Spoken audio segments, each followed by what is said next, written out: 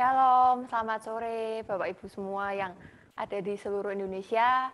Kembali lagi kita dalam acara Bahana Bible Study yang kali ini kita akan memasuki kelas ke-18 dengan tema hari ini yaitu konseling pranikah, dan pengajar hari ini yaitu saya undang Bapak Dr. Insinyur Jarod Wijanarko, PT.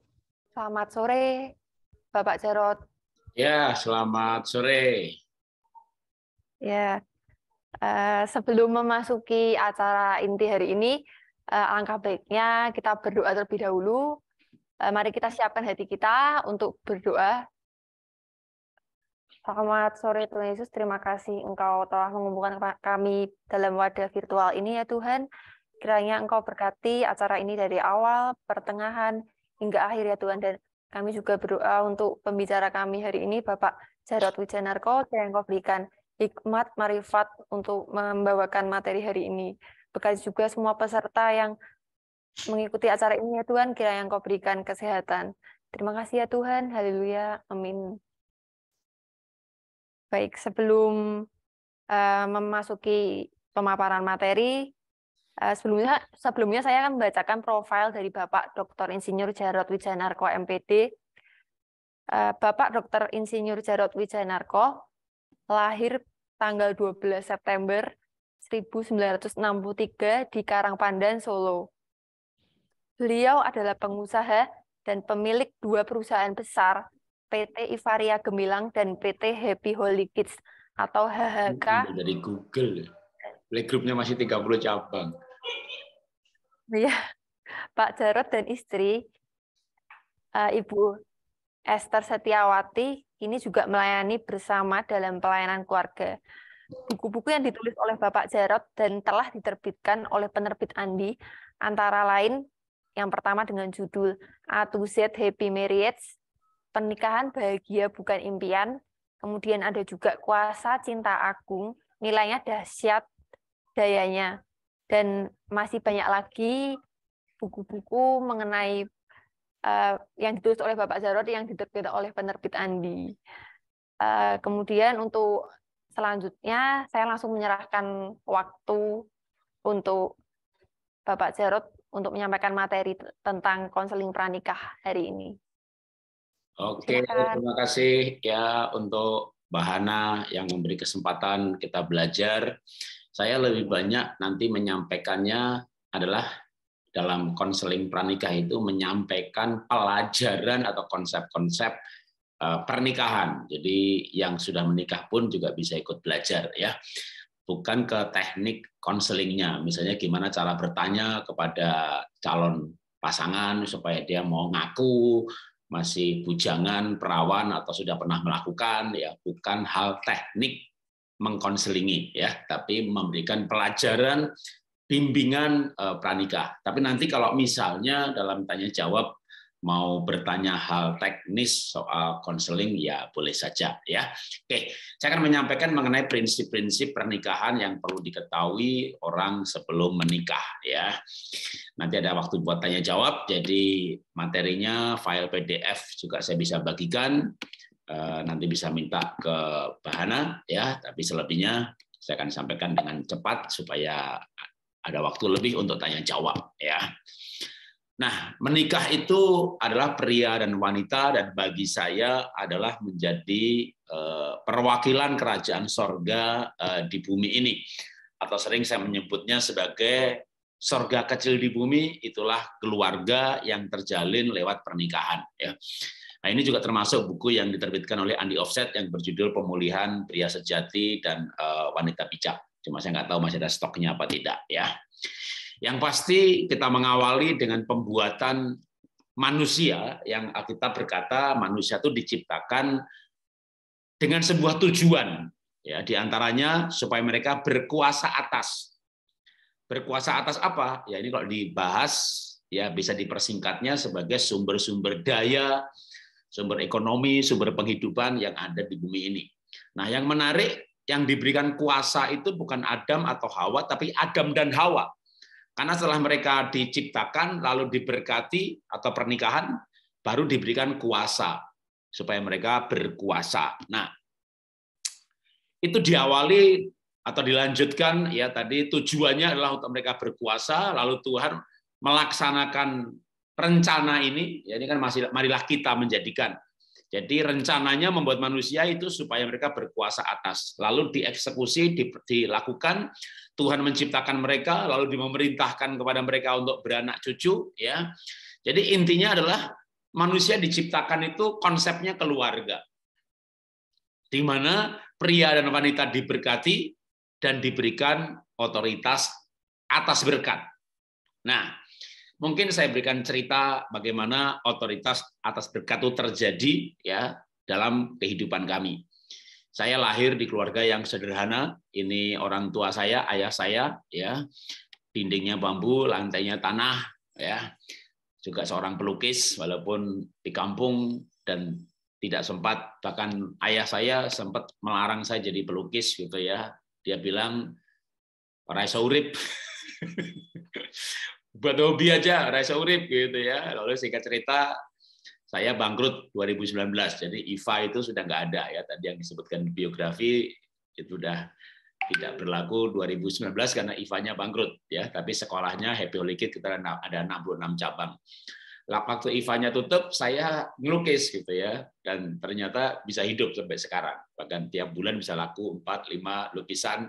Sayang bapak saya sudah almarhum. Tapi yang saya mau ceritakan adalah kaitannya dengan berkuasa atas. Berkuasa atas apa? Sumber-sumber berkat, apapun sumber itu, ya. Jadi waktu singkat cerita nih, bicara pranikah atau pernikahan, saya ini pacaran tahun 84, 85. Ini gambarnya, seingat saya udah pernyataan cinta itu 2 tahun. Jadi foto bersama itu jaraknya masih jauh. Jadi beda sama anak sekarang pacaran baru 2 bulan, udah peluk-pelukan, udah cium-ciuman.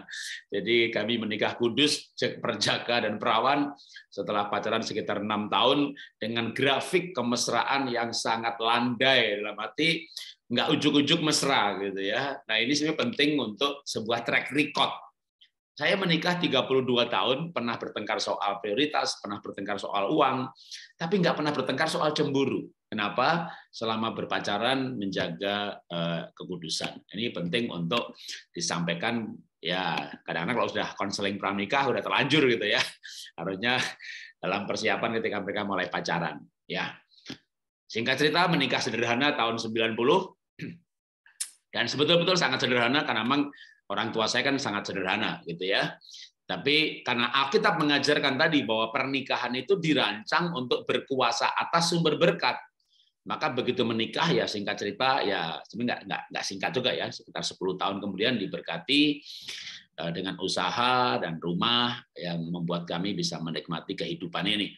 Bukan hanya berkat soal rumahnya, tapi juga ya karena diberkati bisa menikmati dunia ini ya.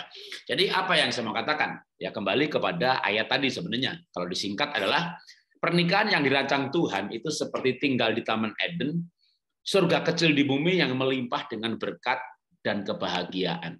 Sekali lagi konsepnya adalah Tuhan menciptakan pria wanita untuk diberkati. Setelah diberkati itu diberikan otoritas atas sumber-sumber berkat.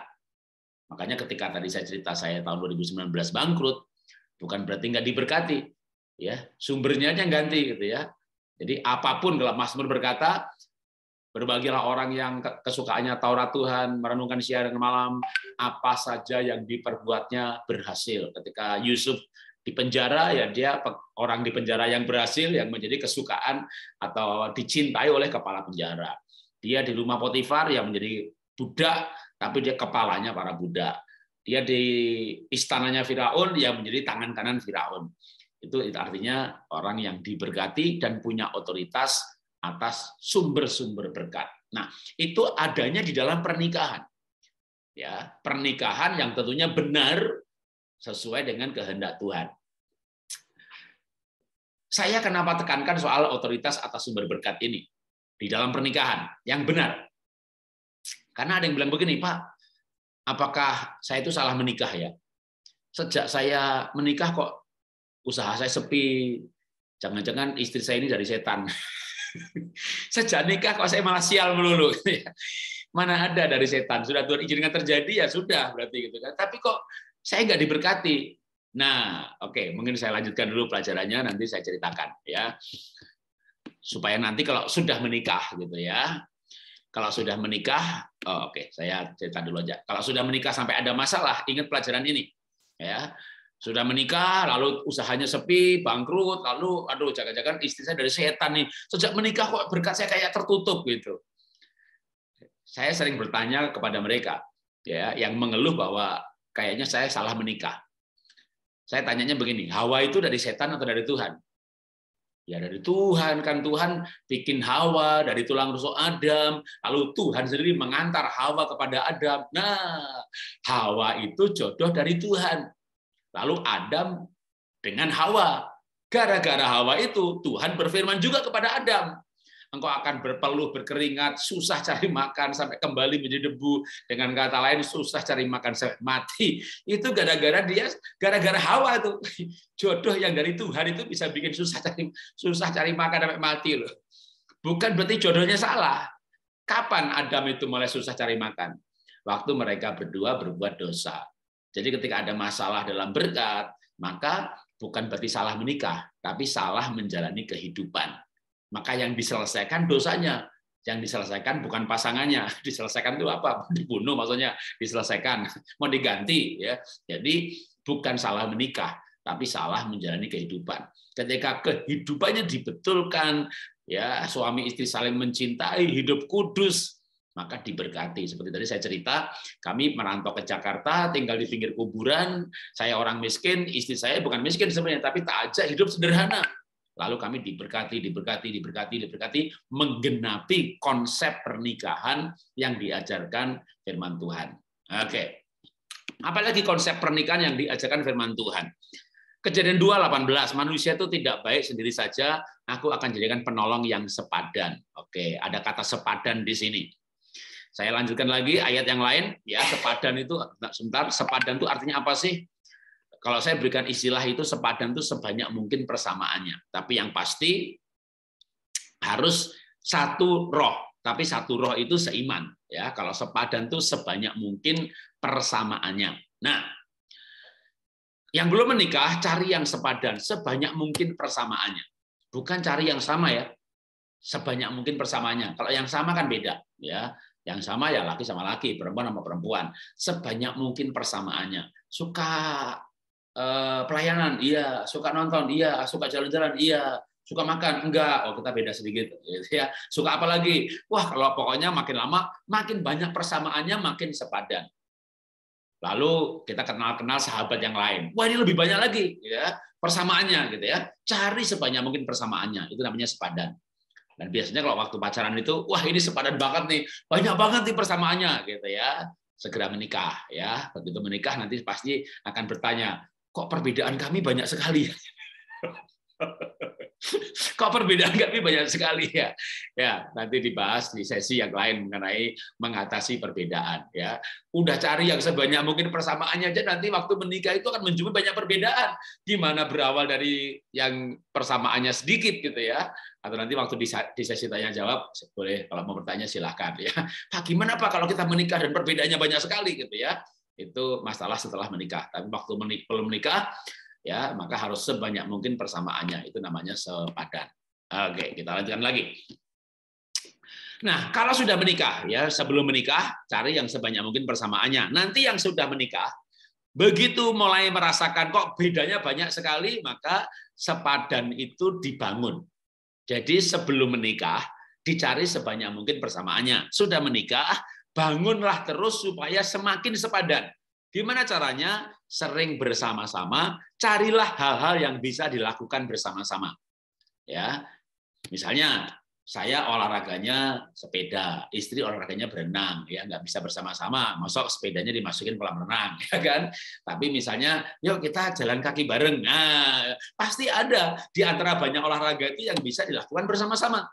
Ya, saya dulu pelayanannya misi, ke suku-suku terabaikan, ya istri nggak pernah ikut. Waduh, padahal saya yakin tugas amanat agung itu harus diselesaikan, yaitu Injil diberitakan kepada segala pantata etne, segala suku, baru tiba kesudahannya. Abad 19, orang Kristen merasa amanat agung sudah selesai, karena semua negara sudah ada orang Kristennya. Kalau bicara negara, Rusia bubar, jadi beberapa negara, ada negara baru hasil pecahannya, tidak ada orang Kristennya. Wah, barulah gempar mengenai unreached people group. Ternyata di Indonesia saja ada 132 unreached people group, di mana di suku itu tidak ada orang Kristen. Oh, berarti amanat agung belum selesai. Jadi waktunya Tuhan Yesus datang, sudah datang waktunya, tapi tidak bisa datang karena syaratnya belum digenapi. Waktu saya sadar hal ini, saya menjangkau suku-suku gitu ya, ke pedalaman. Nah, istri nggak pernah ikut.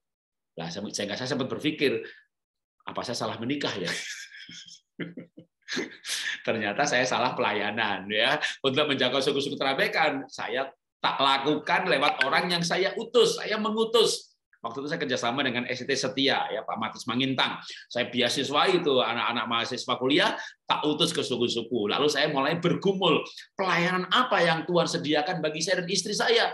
Saya banting setir dari pelayanan misi pada pelayanan keluarga. Wah, pergi kemana pergi, retret, jadi pembicara berdua. Seminar begini, kadang saya presentasi, tanya jawab, istri ikut jawab. Jadi kita mencari apa yang bisa dilakukan bersama-sama. Ya, termasuk pelayanan pun tema apa yang bisa sama-sama, bidang apa yang sama-sama. Itu kalau nggak dicari, nanti makin lama menikah, makin nggak sepadan, malah makin merasa bahwa menikahi orang yang salah. Padahal dulu waktu pacaran yakin banget nih dari Tuhan. Wah, begitu menikah orang ragu-ragu dari Tuhan apa tidak. Maka kesepadanan itu dibangun. Oke, kita lanjutkan lagi. Sebelum menikah, cari yang sebanyak mungkin persamaannya. Sudah menikah, sering bersama-sama. Lalu belajarlah bersama-sama juga. Ya, tertariklah bidang utama pasangan Anda. Saya kuliah bersama di IPB tahun 83-84 sampai lulus 86-87 ya. Itu saya sama istri kuliah lulus bersama ya, istri 86 saya 86, istri 87 ya. Lalu setelah itu saya aktif sekali pelayanan. Sebenarnya istri saya lebih dulu pelayanan karena waktu saya lahir baru lulus SMA. Sementara istri saya anak pendeta, sejak SMP udah jadi guru sekolah minggu.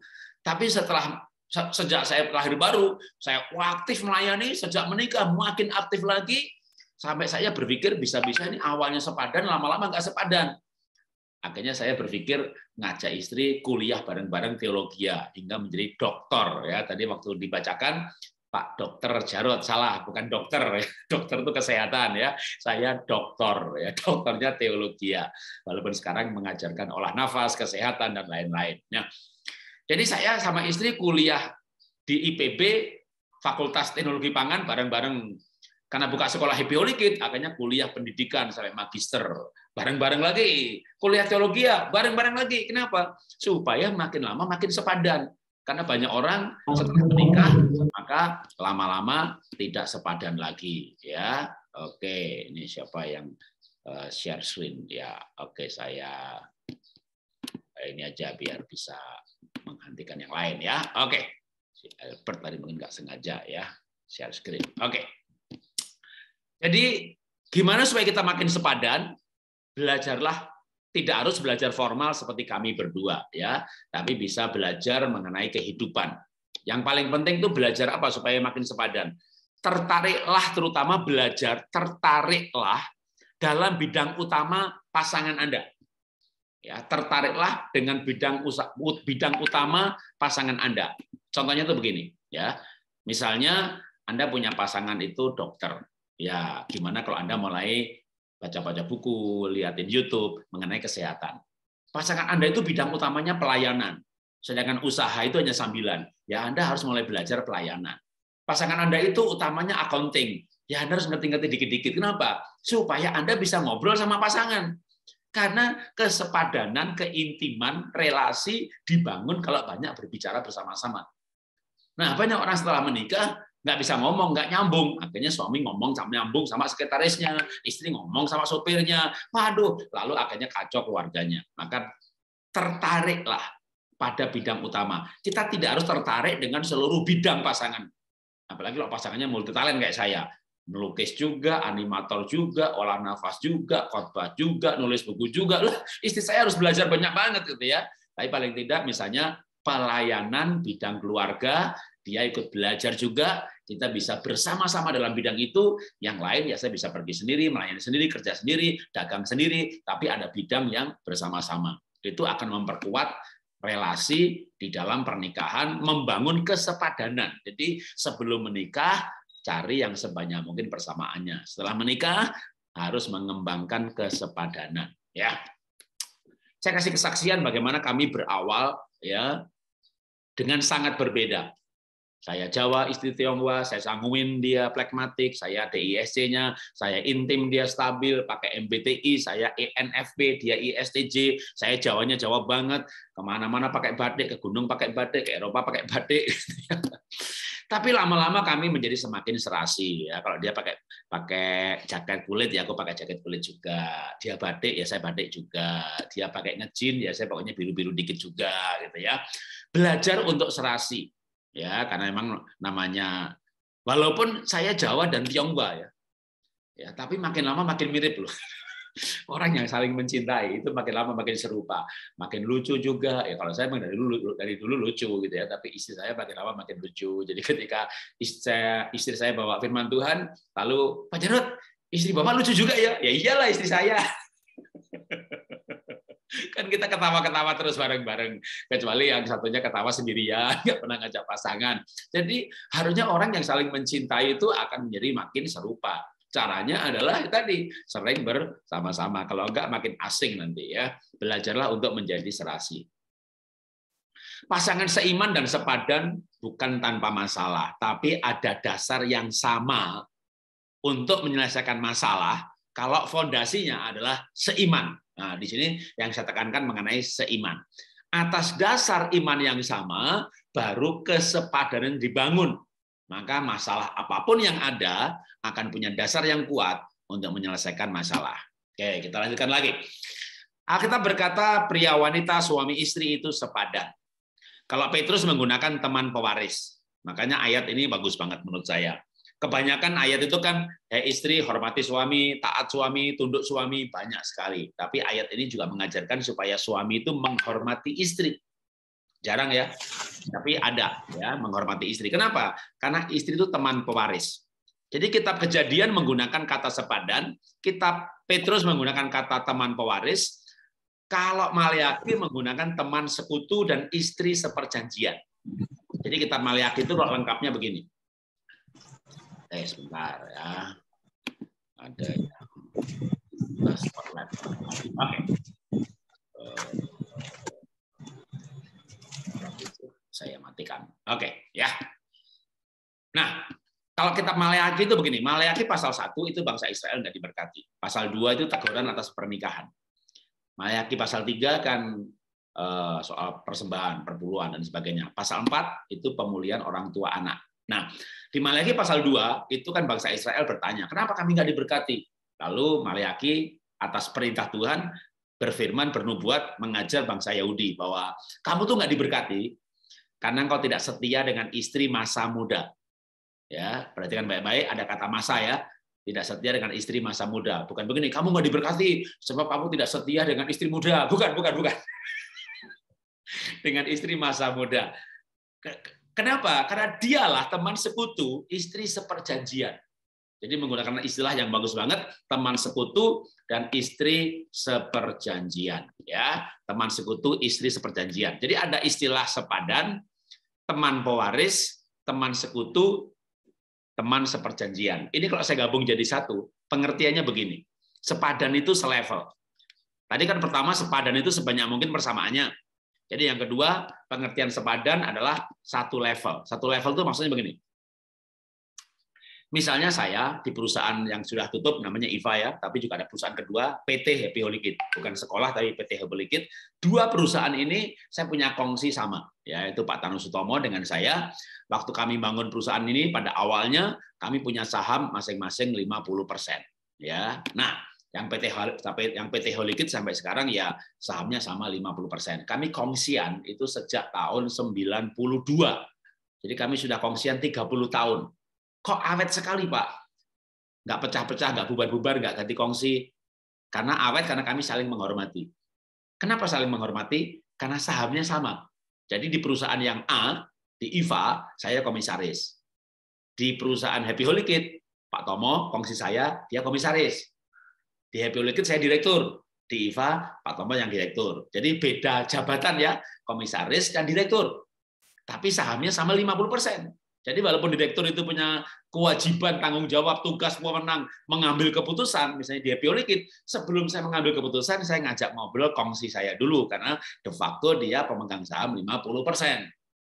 Jadi kongsian itu awet, karena saling menghormati, menghargai. Kenapa saling menghormati? Karena sahamnya sama. Nah, konsep pernikahan Kristen itu begitu. Suami itu kepala, istri itu penolong. Tapi sahamnya sama 50%. Karena teman sekutu, karena sepadan, karena teman pewaris, karena istri seperjanjian. Itu konsepnya adalah bermuara pada arti selevel. Makanya di negara-negara yang berbasis Kristen, undang-undang perceraian, itu kalau bercerai, harta dibagi dua.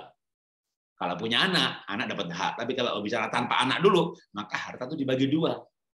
Nah, banyak orang sadar bahwa istrinya tuh punya hak 50% di meja perceraian, di meja pengadilan. Ketika hakim memerintahkan harta dibagi dua, baru sadar gitu ya. Jadi suami istri itu, kalau saya sebagai kepala keluarga, itu kayak direktur misalnya. Saya cari duit, betul, tapi duit yang saya hasilkan itu miliknya 50% istri. Maka saya nggak boleh, walaupun saya cari duit, lalu ganti mobil seenaknya tanpa tanya istri dulu. Saya menghargai istri saya sebagai pemegang saham 50%. Makanya istri saya bahagia. Kenapa? Karena dihargai. Nah, banyak suami merasa bahwa itu uang-uangnya dia, uang dia yang kerja. Nah, kalau bapak anak nggak diurus sama ibu, bapak ngurus anak, apa bapak bisa kerja? Jadi konsep pernikahan Kristen itu menarik sekali, yaitu selevel. Suami istri dengan istilah sepadan, teman pewaris, teman sekutu, maka selevel. Suami kepala, istri penolong, tapi selevel. Nah, ketika sadar mengenai kesepadanan ini dalam arti selevel, maka disitulah keakraban akan muncul. Akrab karena setara. Oke, saya tekankan ya, akrab karena setara. Oke, kita bicara yang bukan pernikahan dulu. Ya, misalnya saudara sebagai jemaat. Lalu gembala itu merasa nggak selevel dengan Anda, ya kan? Ya, jadi kalau Anda ketemu Pak Gembala gitu kan, hormat gitu, tapi nggak akrab. Anda nggak bisa lalu sama Pak Gembala ledek-meledek, wah, Tapi gembala ketemu gembala gitu ya, satu level. Ternyata mereka bercanda juga, ledek-ledekan gitu loh ya. Direktur pengusaha ketemu pengusaha yang lain, akrab dong, satu level gitu kan. Tapi buruh sama direktur masuk ledek-ledekan. Jadi ketika merasa satu level itu jadi akrab. Nah, kadang suami kayak di atas, istri di bawah. Enggak, suami kepala, istri penolong, tapi satu level. Ketika pemahaman ini dipahami betul-betul, maka saya percaya disitulah kita akan menghargai pasangan kita, yang menghargainya itu karena sebuah fondasi pelajaran bahwa suami istri itu satu level. Nah, ini berbeda dengan pelajaran suku-suku, budaya-budaya, bangsa-bangsa. Maka kita harus membangun budaya baru kerajaan sorga, di mana keluarga itu Alkitab mengajarkan suami istri sepadan, yang berarti juga setara atau satu level. Nah, sebagai kesimpulan bagian ini, ketika pasangan memahami bahwa mereka setara, maka pasti saling menghormati, baru cinta akan bertumbuh di hati, keintiman terjadi. Ya, lanjutkan lagi. Nah, sekarang sebagai seorang pria, apa yang diajarkan Alkitab? Ya, sebagai kepala keluarga. Apa tuh tugas kepala keluarga? Ya, Alkitab banyak sekali ayatnya mengenai suami itu kepala. Ya, Efesus 5:23 dengan jelas mengatakan suami itu kepala. Ya, maka tugas kepala atau jabatannya, tugasnya ya memiliki tujuan. Jadi seorang kepala harus punya tujuan. Kalau kepala nggak punya tujuan, pasti penolongnya akan susah membantu. Istri akan susah menolong suami karena istri nggak melihat tujuannya kemana. Ya, ini dikasih ilustrasi yang gampang. Ya, misalnya hidup ini kayak bekerja ngangkat meja. Lalu suami bilang sama istri, "Loh, kamu tuh tolong saya ngangkat meja," gitu ya. Lalu istrinya, "Ya, tak bantu. Dibawa kemana, Pak?" "Ya kemana sajalah." "Ini abot nih, berat ini. Ini dibawa kemana?" "Ya kemana aja lah." "Ya kapan ini ditaruh?" "Ya kapan-kapan." Nah, ini gimana nolongnya kan jadi jengkel gitu ya, nggak punya tujuan. Maka Bapak harus punya tujuan. "Ma, gajiku nggak banyak, tapi saya punya tujuan yang praktis. Saya pengen 5 tahun lagi kita bisa beri DP untuk rumah BTN." Itu kan tujuan yang praktis, 5 tahun lagi nabung untuk uang muka rumah BTN. Istri akan menolong menghemat-hemat belanjaan, ngirit-ngirit dihemat-hemat belanjaannya, bajunya, supaya. Tapi kalau suami nggak punya tujuan, lah ngapain dihemat-hemat, ngapain menolong mengelola keuangan, dia ngasih adiknya, saya ngasih adiknya juga, malah berlomba saling menghabiskan. Kenapa? Karena suami tidak punya tujuan. Nah, tujuan ini bisa yang ilahi seperti tujuannya untuk berbuah, untuk berdampak, untuk berguna bagi Tuhan, atau tujuan praktis 5 tahun lagi uang muka punya rumah gitu ya. Tujuan boleh dipraktiskan, tapi seorang laki-laki dia punya tujuan. Seorang kepala dia punya tujuan. Yang kedua, suami itu mengambil keputusan. Ya, seperti presiden sebagai kepala keluarga harus mengambil keputusan. Wanita bisa jengkel kalau si suami ini gendulak, itu bahasa Ibrani, gendulak. Akhirnya ngambil keputusannya lama banget gitu ya.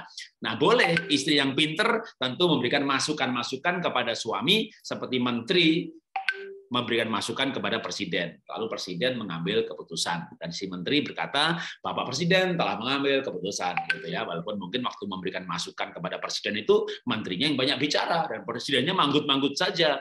Tapi menteri tidak akan berkata, "Presiden kita ini bodoh banget, nggak ngerti-ngerti, tak jelasin." Ya sudah, akhirnya pokoknya presiden setuju. Dipecat, saudara. Kalau menteri itu bilang kata Bapak Presiden, atas petunjuk Bapak Presiden, pada waktu ngadep tadi menterinya jelasin. Karena dia sadar fungsinya sebagai penolong, tidak untuk menjatuhkan di bawah presiden ya. Itu namanya penolong yang baik ya. Si menteri ini dipakai terus nanti sama presidennya, kalau dia 2 kali menterinya dipakai lagi. Nah, oke, cerita soal Adam ini saya lewatin aja ya. Soal mengambil keputusan ini kan sebenarnya kan Adam itu dimintain tanggung jawab sama Tuhan, walaupun sebenarnya yang mengambil keputusan itu kan Hawa. Atau mungkin kita cerita ya. Waktu Adam dan Hawa jatuh dalam dosa, itu kan awalnya itu kan Hawa ya yang mengambil keputusan makan buah, lalu diberikan kepada suaminya yang bersama-sama dengan dia. Jadi sebenarnya yang pertama kali berbuat dosa, makan buah yang dilarang sama Tuhan itu ya Hawa. Tetapi Adam ada salahnya. Kenapa? Karena waktu Hawa mengambil keputusan itu kan Adam ada di sebelahnya. Kan Alkitab berkata, lalu Hawa memberikan buah itu kepada suaminya yang bersama-sama dengan dia. Kesalahan Adam, dia tidak memimpin perjalanan. Hawa yang memimpin, digoda ular, Hawa yang menghadapi. Bahkan akhirnya Hawa mengambil keputusan, padahal Adam di sebelahnya. Makanya waktu akhirnya mereka berdua jatuh dalam dosa, Tuhan tidak mencari Hawa. Ya, Tuhan mencari Adam. Bahkan Tuhan tahu Adam di balik pohon. Adam, di manakah engkau? Itu kan bukan Tuhan cari Adam. Tuhan tuh maha tahu. Jangankan Adam di balik pohon. Firman Tuhan berkata, Tuhan ada di sorga. Matanya mengamat-amati hati anak manusia. Hati kita aja Tuhan tahu. Apalagi Adam di balik pohon. Jadi ayat yang ditulis, Adam, di manakah engkau? Itu bukan Tuhan mencari Adam. Kalau Tuhan mencari Adam, pasti ayatnya Tuhan maha tahu. Tuhan berjalan di taman itu, dan Tuhan tahu Adam ada di balik pohon. Tuhan mendekat ke pohon, lalu dia berfirman, nah ada di sini, ketahuan. Gitu kan. Begitu bunyi ayat kalau maksudnya Tuhan mencari Adam. Tapi Tuhan bukan mencari Adam. Tuh Adam, di manakah engkau? Itu maksudnya sebenarnya Tuhan minta pertanggungjawaban kepada Adam. Walaupun yang salah itu Hawa, tapi dia kan kepala. Maka Tuhan minta pertanggungjawaban kepada Adam. Maka kalau nomor 1 punya tujuan, nomor 2 mengambil keputusan, maka yang ketiga suami itu harus bertanggung jawab. Kalau suami bertanggung jawab, maka istri akan memberikan hormat. Ya, saya berikan kesimpulan bagian ini. Pria atau suami yang punya tujuan bertanggung jawab atas keputusan yang diambilnya, memberikan rasa aman. Ya, di dalam pernikahan istrinya merasa aman kalau suaminya punya tujuan, bertanggung jawab dan berani mengambil keputusan, bertanggung jawab terhadap keputusannya, itu memberikan rasa aman. Nah, pria sejati, suami, maka harus ada di tempat dan posisi yang tepat. Di mana tempatnya dan posisinya? Posisinya sebagai kepala. Tempatnya, Tuhan menciptakan manusia dan menempatkannya di Taman Eden. Taman Eden itu artinya the spot of presence of God. Tempat hadirat Tuhan. Jadi laki-laki, suami akan jadi imam dalam keluarga, dan untuk berfungsi sebagai imam, dia harus menjaga kekudusan, karena tanpa kekudusan orang tidak bisa melihat kehadiran Tuhan. Maka saya berikan kesimpulan lagi bagian ini. Pria yang hidup bersama dengan Tuhan akan mampu menjadi kepala keluarga yang menciptakan damai sejahtera, sukacita, dan kebahagiaan di dalam keluarga. Jadi kuncinya adalah seorang laki-laki akan jadi kepala keluarga yang baik kalau dia hidup takut akan Tuhan. Takut akan Tuhan dalam arti bukan kayak takut setan gitu ya, tapi mencintai Tuhan. Kembali kepada ayatnya, Tuhan mengambil manusia itu, menempatkan di Taman Eden untuk mengusahakan. Jadi Tuhan menciptakan laki-laki, suami, pria, untuk bekerja. Maka saya tulis Tuhan itu menciptakan laki-laki untuk bekerja. Maka laki-laki yang normal ya kalau bekerja itu sehat, bekerja itu semangat. Laki-laki yang kalau kerja itu pusing, stres, sakit semuanya, itu laki-laki salah otaknya, gitu ya, salah jiwanya, salah hatinya, salah pikirannya. Kerja kok stres, kerja kok capek, malas kerja. Artinya kita tuh rajin bekerja, bahkan diciptakan untuk bekerja. Sehingga pekerjaan bagi kita itu panggilan.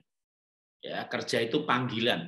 Kalau orang menganggap pekerjaan itu beban, maka laki-laki akan sakit, ya, akan stres, bahkan bisa-bisa merasa hidup ini penuh dengan beban. Tapi kita harus menganggap bahwa pekerjaan itu pelayanan, pekerjaan itu panggilan dari Tuhan. Kita puas dengan berkarya, kita senang dengan bekerja. Ya, kalau nganggur malah baru capek, nah itu boleh ya. Maka kesimpulan bagian ini, setiap bagian saya buat kesimpulannya dalam bentuk quote. Pria yang puas dengan berkarya dan berdampak cepat atau lambat pasti diberkati, sukses, dan bahagia. Oke, sekarang wanita. Nggak banyak wanitanya. Suami kepala, maka wanita penolong. Ya, jelas, suami kepala, penolong, tapi sepadan, satu level, ya, penolong.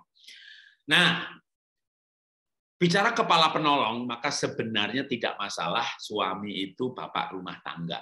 Yang penting kalau ibu itu jadi direktur di perusahaan, ya tetap suami ibu tidak boleh jadi kepala, ya. Jadi tetap ibu itu penolong, karena wanita memang ditetapkan sebagai penolong. Penolong itu boleh menolong suami, menolong rumah tangga dalam mencari uang. Maka ibu boleh jadi direktur, boleh jadi main saham, boleh punya pabrik, boleh punya kebun anggur. Kalau kitab Amsal pasal 31, wanita bijak yang dipuji-puji, dia punya kebun anggur, dia punya permadani, usaha permadani, dia mengikat pinggangnya, mengatur para pegawainya, dia punya tenun, bahkan dia membawa ikat pinggang pada pedagang, punya usaha leather product. Waduh, itu gambaran wanita yang business woman yang banyak, nggak masalah. Alkitab tidak melarang wanita bekerja, tapi yang pasti wanita direktur, wanita ketua partai, wanita ketua yayasan, wanita sukses, wanita karir dalam keluarga penolong suami. Menolong suami cari uang lewat perusahaan yang dimilikinya. Dapat duit, hasilnya dimiliki bersama-sama karena sahamnya 50%. Baik uang yang cari suami, uang yang cari istri dimiliki bersama-sama. Selama konsepnya seperti itu, maka pernikahan itu aman sekalipun istri lebih sukses. Tapi di era sekarang ini banyak perceraian yang sumbernya adalah karena dual ekonomi, di mana suami istri dua-duanya bekerja, itu kasus perceraiannya lebih banyak daripada hanya suami yang bekerja. Karena istri yang bekerja dan sukses kadang lupa kalau dia penolong, lalu jadi kepala.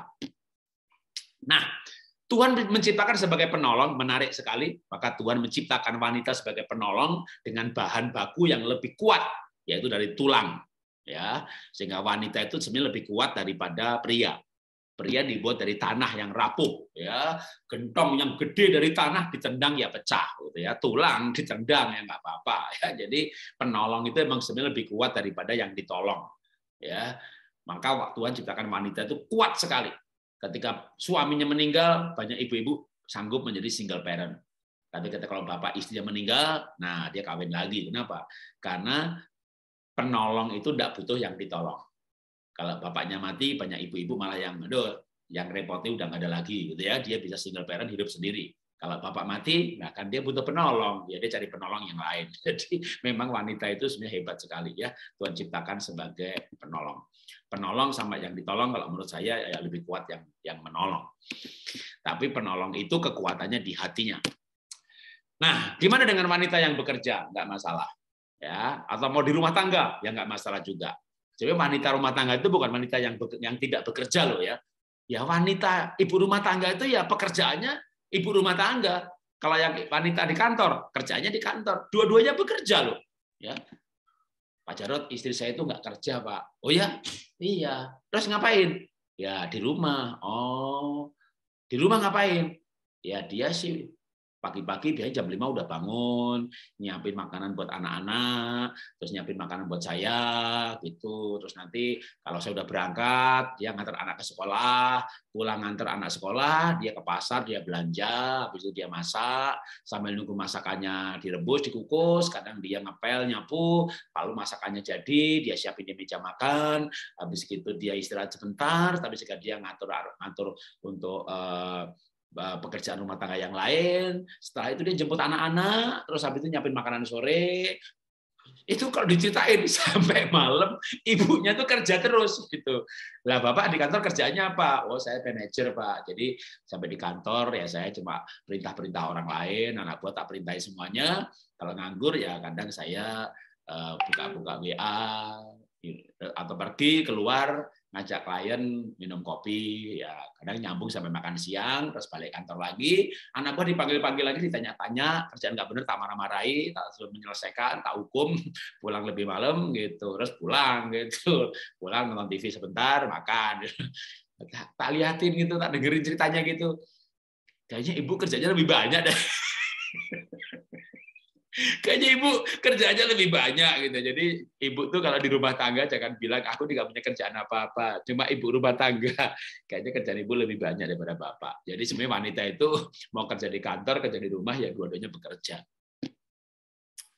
Nah, ketika seorang wanita bekerja maka belajarlah juga untuk menikmati pekerjaan itu dan bahagia sebagai penolong.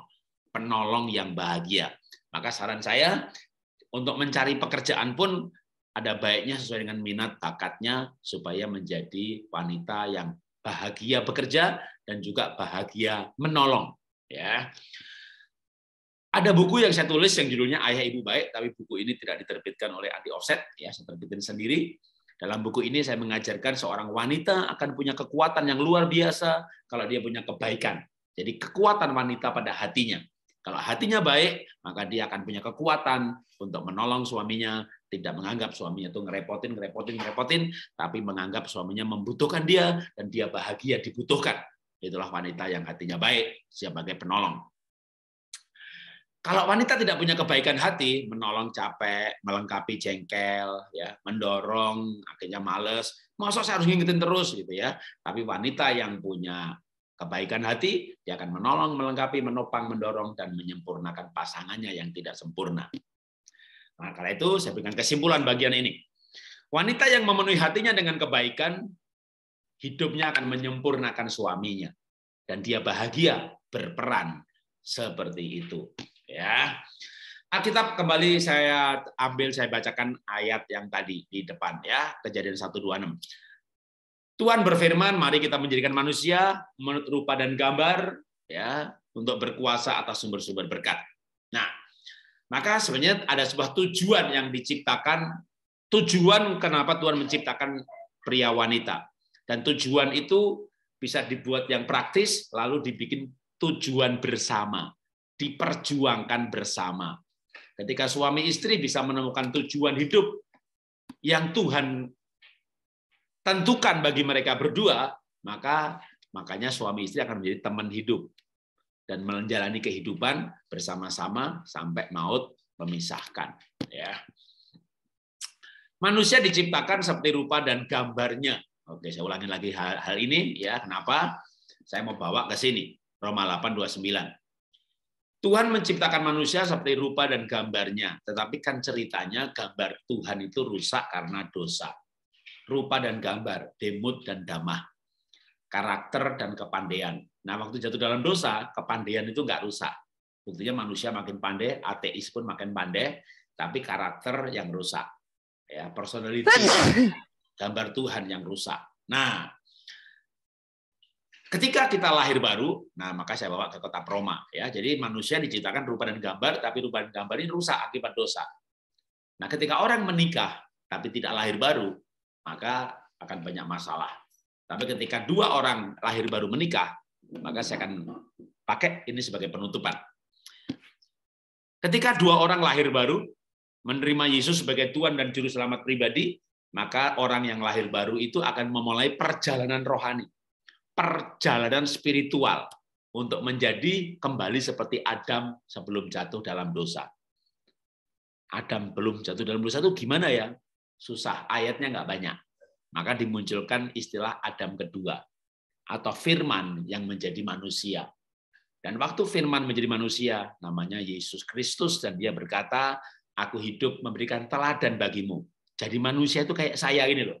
Maka kita bergerak ke arah Tuhan Yesus. Nah, apa hubungannya dengan pernikahan? Hubungannya adalah dua orang pribadi yang menikah, lalu tinggal bersama, dan dua-duanya mau bertumbuh ke arah Tuhan Yesus. Artinya, masing-masing mau berubah. Itulah surga kecil di dunia ini. Dua orang tinggal bersama, yaitu pernikahan, dan masing-masing mau berubah ke arah Tuhan Yesus, maka itulah surganya dunia ini. Kenapa? Karena nerakanya dunia adalah ketika orang menikah, tinggal satu rumah, dan dua-duanya tidak mau berubah. Ya, memang saya begini, kamu dong yang berubah. Wah, udah saling menuntut. Maka itulah neraka di dunia ini. Pak, suami saya itu nggak berubah-berubah. Mana mungkin nggak berubah? Iya, Pak, berubah pasti. Di dunia ini semuanya bisa berubah, kecuali Tuhan Yesus. Tapi suami saya nggak berubah-berubah, Pak. Mungkin dia Tuhan Yesus. Kalau dia Tuhan Yesus, salibkan dia. Jadi manusia itu mestinya berubah, ya. Dan kalau suami berubah, istri berubah karena dilahirkan kembali, maka itulah pernikahan yang saya berikan gambar seperti ini. Saya lahir baru, saya menuju ke arah Tuhan Yesus. Istri saya lahir baru, dia menuju ke arah Tuhan Yesus. Maka jarak kami makin lama makin dekat, makin serupa, makin sepadan menuju keserupaan dengan Kristus. Itulah pernikahan yang menurut saya dirancang oleh Tuhan supaya saya kembali seperti Adam dan istri kepada Hawa sebelum jatuh dalam dosa. Kembali kayak hidup di Taman Eden, Adam Hawa sebelum jatuh dalam dosa. Penutup sebelum kita masuk tanya jawab. Ketika pasangan masing-masing berubah ke arah Kristus, maka pasangan akan makin serupa, mirip, sehati, sepikir, dan mestinya bahagia. Dan itu hanya ada ketika orang dilahirkan kembali, lalu masing-masing bertumbuh ke arah Kristus. Ya, oke, kita akan masuk di sesi tanya jawab. Ya, saya kembalikan ke moderator. Tuhan berkati. Baik, terima kasih untuk pemaparan materi hari ini tentang konseling pranikah. Sebelum memasuki sesi tanya jawab, saya akan menyampaikan beberapa informasi mengenai acara hari ini. Jadi, jika Bapak Ibu membutuhkan buku-buku untuk menunjang pembelajaran hari ini tentang konseling pranikah, silahkan dapat melakukan pemesanan melalui nomor kontak yang akan kami sematkan di room chat dan akan juga di-share di grup WA nantinya. Dan satu lagi, kita juga akan mengadakan webinar dengan Bapak Jarod dengan judul Mertua Menantu Ipar yang akan dilaksanakan 24 November. Dan tentunya acara ini gratis, jadi silahkan Bapak Ibu nanti bisa mendaftar melalui nomor yang akan kami sematkan juga di room chat. Dan nanti juga kami akan share info tersebut melalui grup WA. Kemudian sesi selanjutnya kita akan masuki sesi tanya jawab. Jadi Bapak Ibu yang memiliki pertanyaan nanti bisa bertanya langsung, buka mikrofon, atau nanti juga bisa mengetikkan pertanyaannya di kolom chat. Begitu. Ini saya lihat sudah ada 2 pertanyaan. Saya bacakan saja ya, Pak. Oke, ya, silakan dibacakan. Pertanyaan pertama dari Bapak Sulagiman ya. Ini ada pertanyaan, Pak Jarod, saya bertanya, apakah seiman itu tentu sepadan? Ya. Mungkin bisa dijawab. Sudah pasti tidak. Seiman itu ya seiman, agamanya sama, ya kan?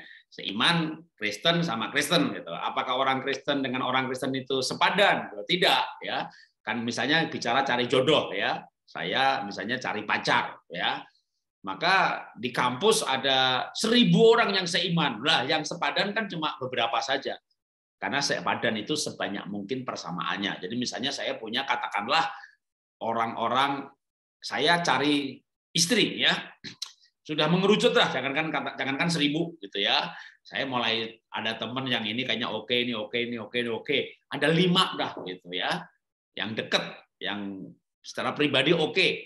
Nah, 5 orang ini kan seiman. Tapi 5 orang itu mungkin bukan mungkin 5 orang teman saya ini yang sepadan ya 1. Dalam arti sepadan dari sebanyak mungkin persamaannya. Jadi orang menikah, Alkitab mengajarkan harus menikah dengan yang seiman. Jadi seiman itu syarat, ya. Maka ditambah seiman dan sepadan. Karena apakah perpadanannya Kristus dan Belial, terang dan gelap. Janganlah kamu merupakan pasangan yang tidak seimbang antara orang percaya dan tidak percaya. Jadi untuk pernikahan, bahkan undang-undang RI itu harus satu agama. Jadi seiman itu syarat. Tapi berbicara pernikahan, maka kalau belum menikah, mencari yang sepadan. Sesudah menikah, membangun kesepadanan. Jadi kembali lagi pada arti ya, sepadan itu sebanyak mungkin persamaannya. Nah, harusnya menikah itu makin lama makin sepadan. Kalau nggak dibangun, orang sudah menikah ini malah makin lama makin berbeda. Pandangannya berbeda, pola pikirnya beda, tujuan hidupnya berbeda. Satu tujuan hidupnya mau senang-senang, yang satu mau melayani, berguna bagi orang lain. Ini yang makin jauh. Jadi sepadan itu keadaan di mana kesamaannya itu makin banyak. Maka sepadan itu juga tidak permanen. Orang menikah makin tidak sepadan bisa, tapi seharusnya makin sepadan. Ya, jadi kalau seiman belum tentu sepadan, ya kan? Makanya kalau sudah menikah yang seiman nggak bangun kesepadanan, ya makin lama malah makin kayak orang asing. Saya nggak ngerti deh apa yang dia mau. Saya nggak ngerti deh apa maunya dia. Jadi kesepadanan itu dibangun, nggak turun dari langit. Ya, oke, begitu jawaban saya. Silakan pertanyaan berikutnya. Ya, baik. Terima kasih atas jawabannya, Pak Jarot. Dan ini ada pertanyaan lagi dari Ibu Lina Tobing. Maksudnya pria pranikah itu harus punya tujuan untuk menikah. Oke. Seperti itu. Pria punya tujuan, ya. Tujuan itu ya tujuan hidup. Ya, misalnya hidup ini saya mau melayani Tuhan. Itu tujuan hidup. Hidup ini saya mau berguna bagi sesama, itu tujuan hidup. Hidup ini misalnya yang praktis ya, saya mau sukses. Saya sekarang miskin, nanti sukses itu bentuknya saya mau punya rumah, punya mobil. Ini kan tujuan. Nah, wanita kalau mau cari suami, cari laki-laki yang punya tujuan. Tanya aja, tujuan hidupmu apa? Ya, nggak tahulah, gelap gitu. Saya nggak mikirin, mengalir aja. Ya, mengalir aja. Anda mau dinikahi orang yang nggak punya tujuan, diajak mengalir, tenggelam nanti ya. Tujuan itu tujuan hidup.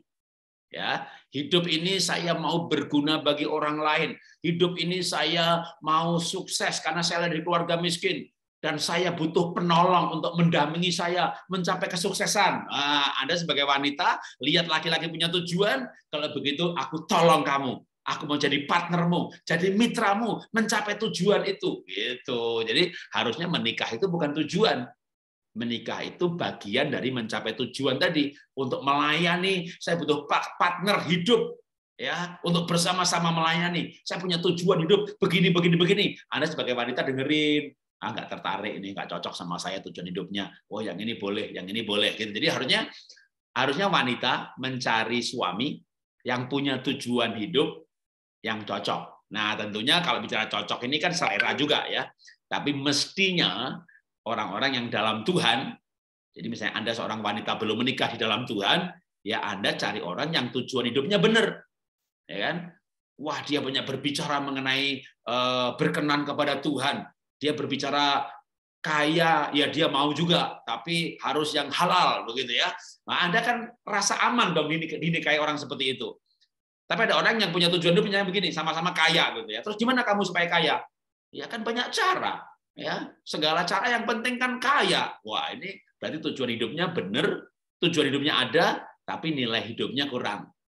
Anda mau dinikahi nggak sama orang yang punya tujuan tapi menghalalkan segala cara, gitu ya. Jadi tujuan ini adalah tujuan hidup, ya, bukan orang belum menikah punya tujuan menikah, gitu ya. Kalau tujuan hidupmu apa? Menikah gitu. Anda mau dinikahi? Tunggu dulu dong, ya kan? Dia tujuan hidupnya apa? Jadi tujuan berbicara mengenai tujuan hidup. Oke, silakan dibacakan pertanyaan berikutnya. Terima kasih buat yang sudah bertanya dan terima kasih juga atas jawabannya, Pak. Dan ini sepertinya pertanyaan sudah mulai banyak. Ini saya bacakan pertanyaan selanjutnya ya, Pak. Ya. Ada dari Bapak David bertanya, kriteria sepadan itu bicara karakter atau materi atau pendidikan? Seperti itu pertanyaannya. Ya, sepadan itu sebenarnya keseluruhan hidup. Ya, misalnya pendidikan gitu ya. Yang namanya sepadan itu ya misalnya S2 menikah sama S1 masih oke. Tapi jangan S3 menikah sama SMA gitu ya. Ya nggak sepadan pendidikannya. Kenapa? Nanti kalau suami istri berbicara kan nggak nyambung gitu ya. Jadi sepadan itu dalam keseluruhan aspek. Apa? Sosial misalnya. Ya makin sepadan makin bagus. Misalnya keluarga kaya raya menikah sama keluarga miskin. Tunggu dulu loh. Kan ada orang yang misalnya gini, tujuan pernikahannya apa? Ngangkat ekonomi, maka menikah sama orang yang kaya. Padahal sebenarnya secara sosial nggak sepadan. Lalu apa yang terjadi? Nah, waktu mulai liburan, kumpul gitu ya, yang satu bawa tas harga 100 juta, yang satu 500.000, udah kesinggung. Kamu liburan tahun depan kemana? Nanti awal tahun baru. Ya ke Cirebon. Oh ya, kalau saya mau ke Sydney. Udah. Jadi atau ketika mereka kumpul keluarga si kaya gitu ya. Lalu si kaya ini keluarganya nggak bermaksud menghina sih, tapi keceplos gitu ngomongin orang lain sebenarnya. Ya orang miskin itu kan males kebanyakan. Padahal dia miskin, kesinggung gitu ya. Jadi sepadan itu sebenarnya ya dalam bidang pendidikan selevel, ya. Sebanyak mungkin. Tidak harus sama-sama S2, tapi S2 sama S1 bagi saya masih oke. Sama-sama sarjana, cuma levelnya 1, 2, 3 gitu ya. Dalam bidang apa? Dalam bidang sosial. Sepadan dalam bidang apa lagi? Sepadan juga dalam bidang kerohanian. Sama-sama lahir baru, sama-sama seiman, belum tentu sepadan. Satunya seiman ke gerejanya biarpet, satunya sungguh-sungguh dalam Tuhan. Bahkan dia berkata Tuhan itu nomor 1. Dia bayar per puluhan, bahkan 2/10%. Waduh, dia rajin banget berbakti. Waduh, yang satunya enggak. Ini namanya seiman tapi tidak sepadan dalam hal rohani. Nanti begitu menikah, waduh, satunya pelayanan, satunya kamu tuh gereja-gereja terus begitu. Makanya kalau yang satu yang aktif di gereja pelayanan, menikahlah juga dengan sesama pelayan Tuhan. Jadi sebenarnya sepadan itu sebanyak mungkin, maka definisinya sederhana, sepadan itu sebanyak mungkin persamaannya. Dalam aspek apa? Roh, jiwa, tubuh, ekonomi, sosial, pendidikan, itu sebanyak mungkin. Nah, kalau nggak sepadan dalam satu aspek, boleh. Contohnya gini, saya Jawa, istri Tionghoa. Nah, ini dalam hal budaya nggak sepadan. Saya miskin, istri menengah. Dalam hal ekonomi, kami nggak sepadan. Tapi saya punya kesepadanan yang sangat kuat dalam bidang yang lain. Misalnya konsep firman Tuhan melebihi budaya. Ayo kita bangun keluarga baru. Karena bagi saya, budaya bangsa-bangsa yang tidak sesuai firman Tuhan, kita ganti. Saya akan menikah dengan membangun keluarga kerajaan sorga berdasarkan nilai firman Tuhan. Kalau nilai Jawa saya nggak sesuai firman Tuhan, ganti. Kalau nilai-nilai seperti keluarga Tionghoa nggak sesuai firman Tuhan, ganti. Begitu. Saya punya prinsip firman Tuhan yang kuat. Karena dulu saya ketua persekutuan di kampus.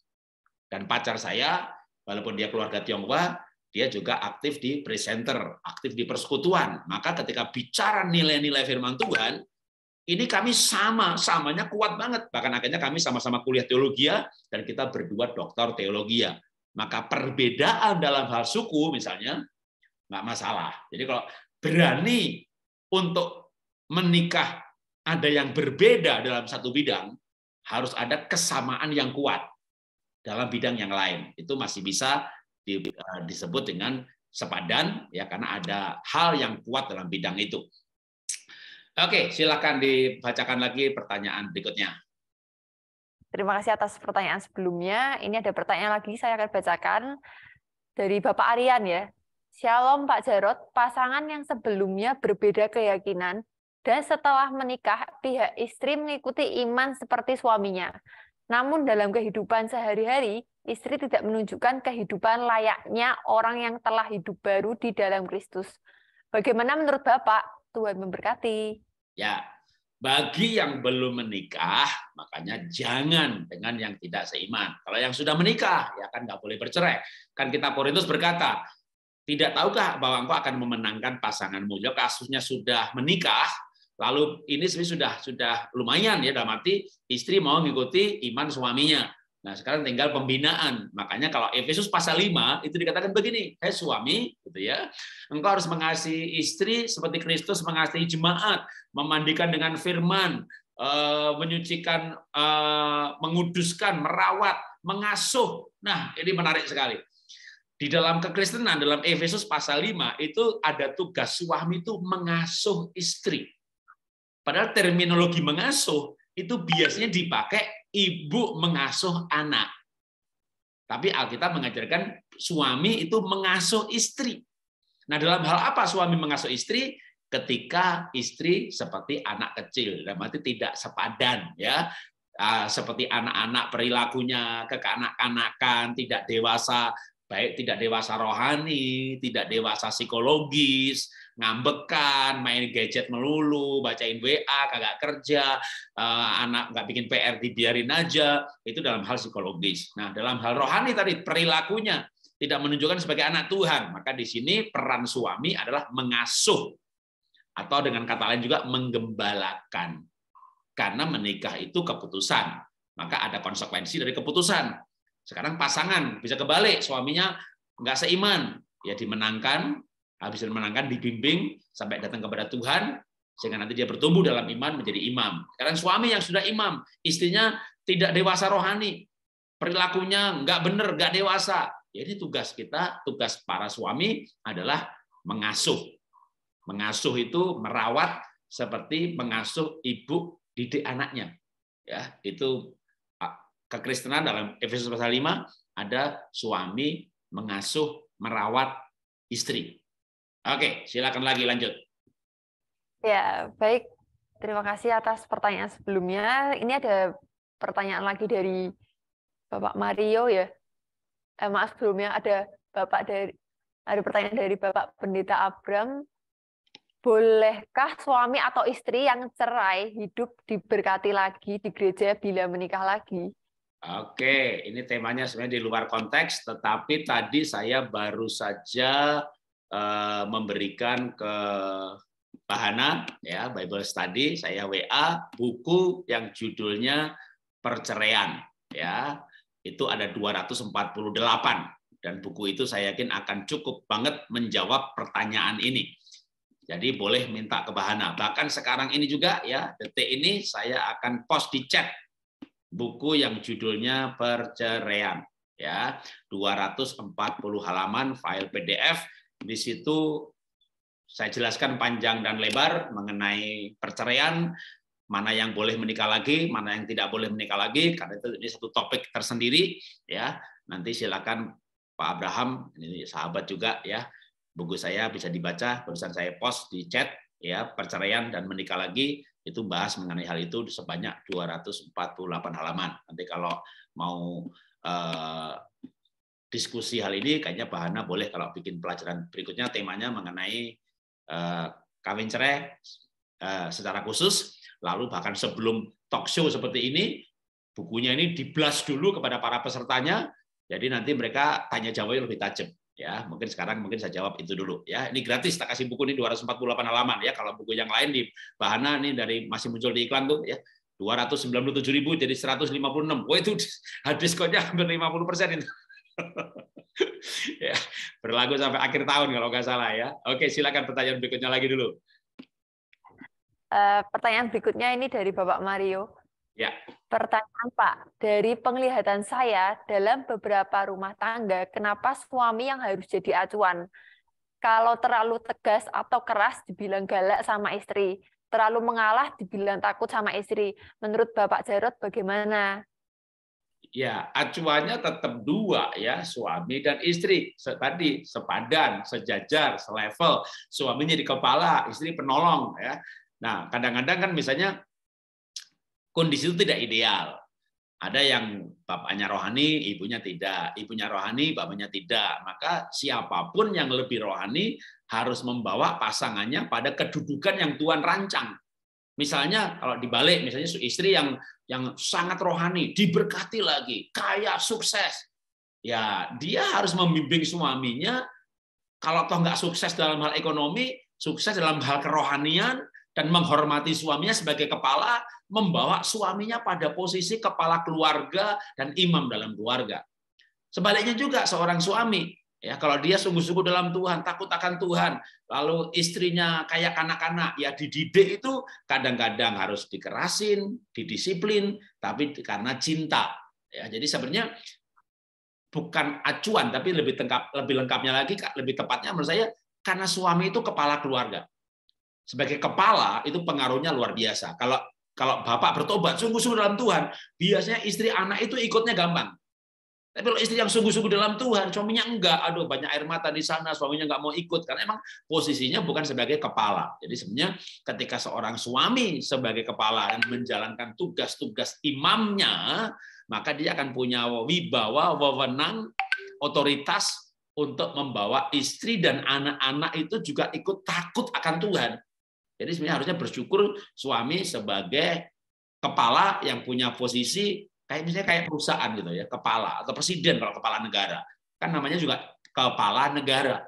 Presidennya benar, ya menteri ke bawahnya walaupun tetap ada juga yang menteri camat di bawah yang tidak benar, tapi secara keseluruhan kepala benar itu pengaruhnya luar biasa. Nah, suami itu kan memang posisinya kepala. Anak lebih hormat, istri pun harus hormat, harus tunduk, bahkan harus taat. Maka menjadi acuan dalam arti dengan posisi seperti itu, kalau kita atau saya, Bapak, teman-teman sebagai laki-laki, sebagai kepala yang takut akan Tuhan, maka Alkitab kan ayatnya banyak banget. Berbahagialah laki-laki yang takut akan Tuhan, gitu ya. Lalu ada janjinya, berkatnya banyak sekali. Jadi memang menjadi acuan atau menjadi pengaruhnya luar biasa karena posisi sebagai kepala itu, gitu ya. Oke, silakan lanjutkan lagi. Kalau pertanyaan kayaknya banyak banget, silakan.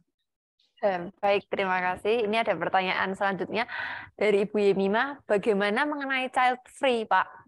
Oke.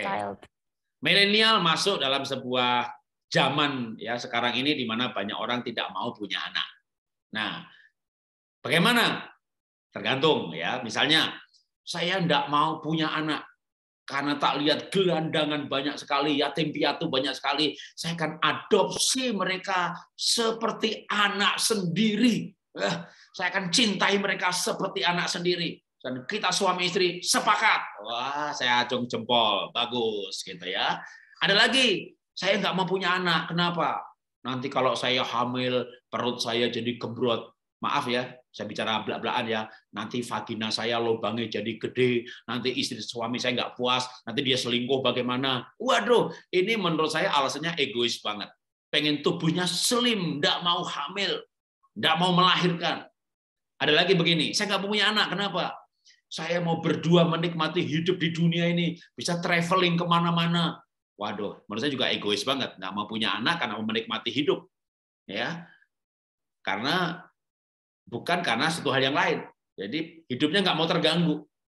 Wah, pasti orang tuanya sedihnya minta ampun nih. Apalagi kalau dia keluarga kaya raya gitu ya. Anak tunggal lagi.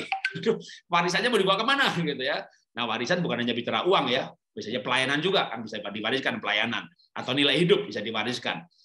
Atau misalnya nggak punya anak karena begini. Nggak mau repot.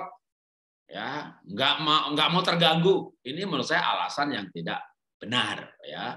Alkitab kan juga pernikahan itu untuk menghasilkan keturunan ilahi.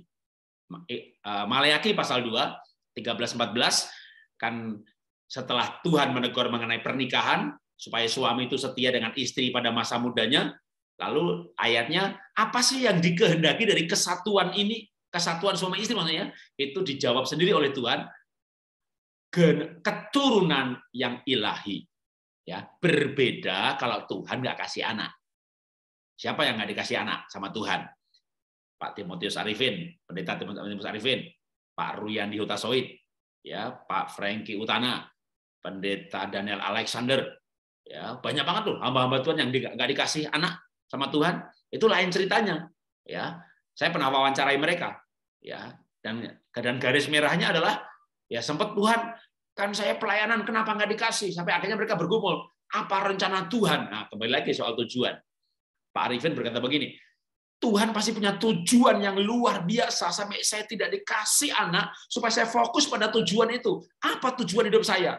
Ya, akhirnya dia mendapatkan tujuannya untuk membangun kerajaan sorga di bumi ini. Maka dia mulai membangun juga nilai-nilai kerajaan.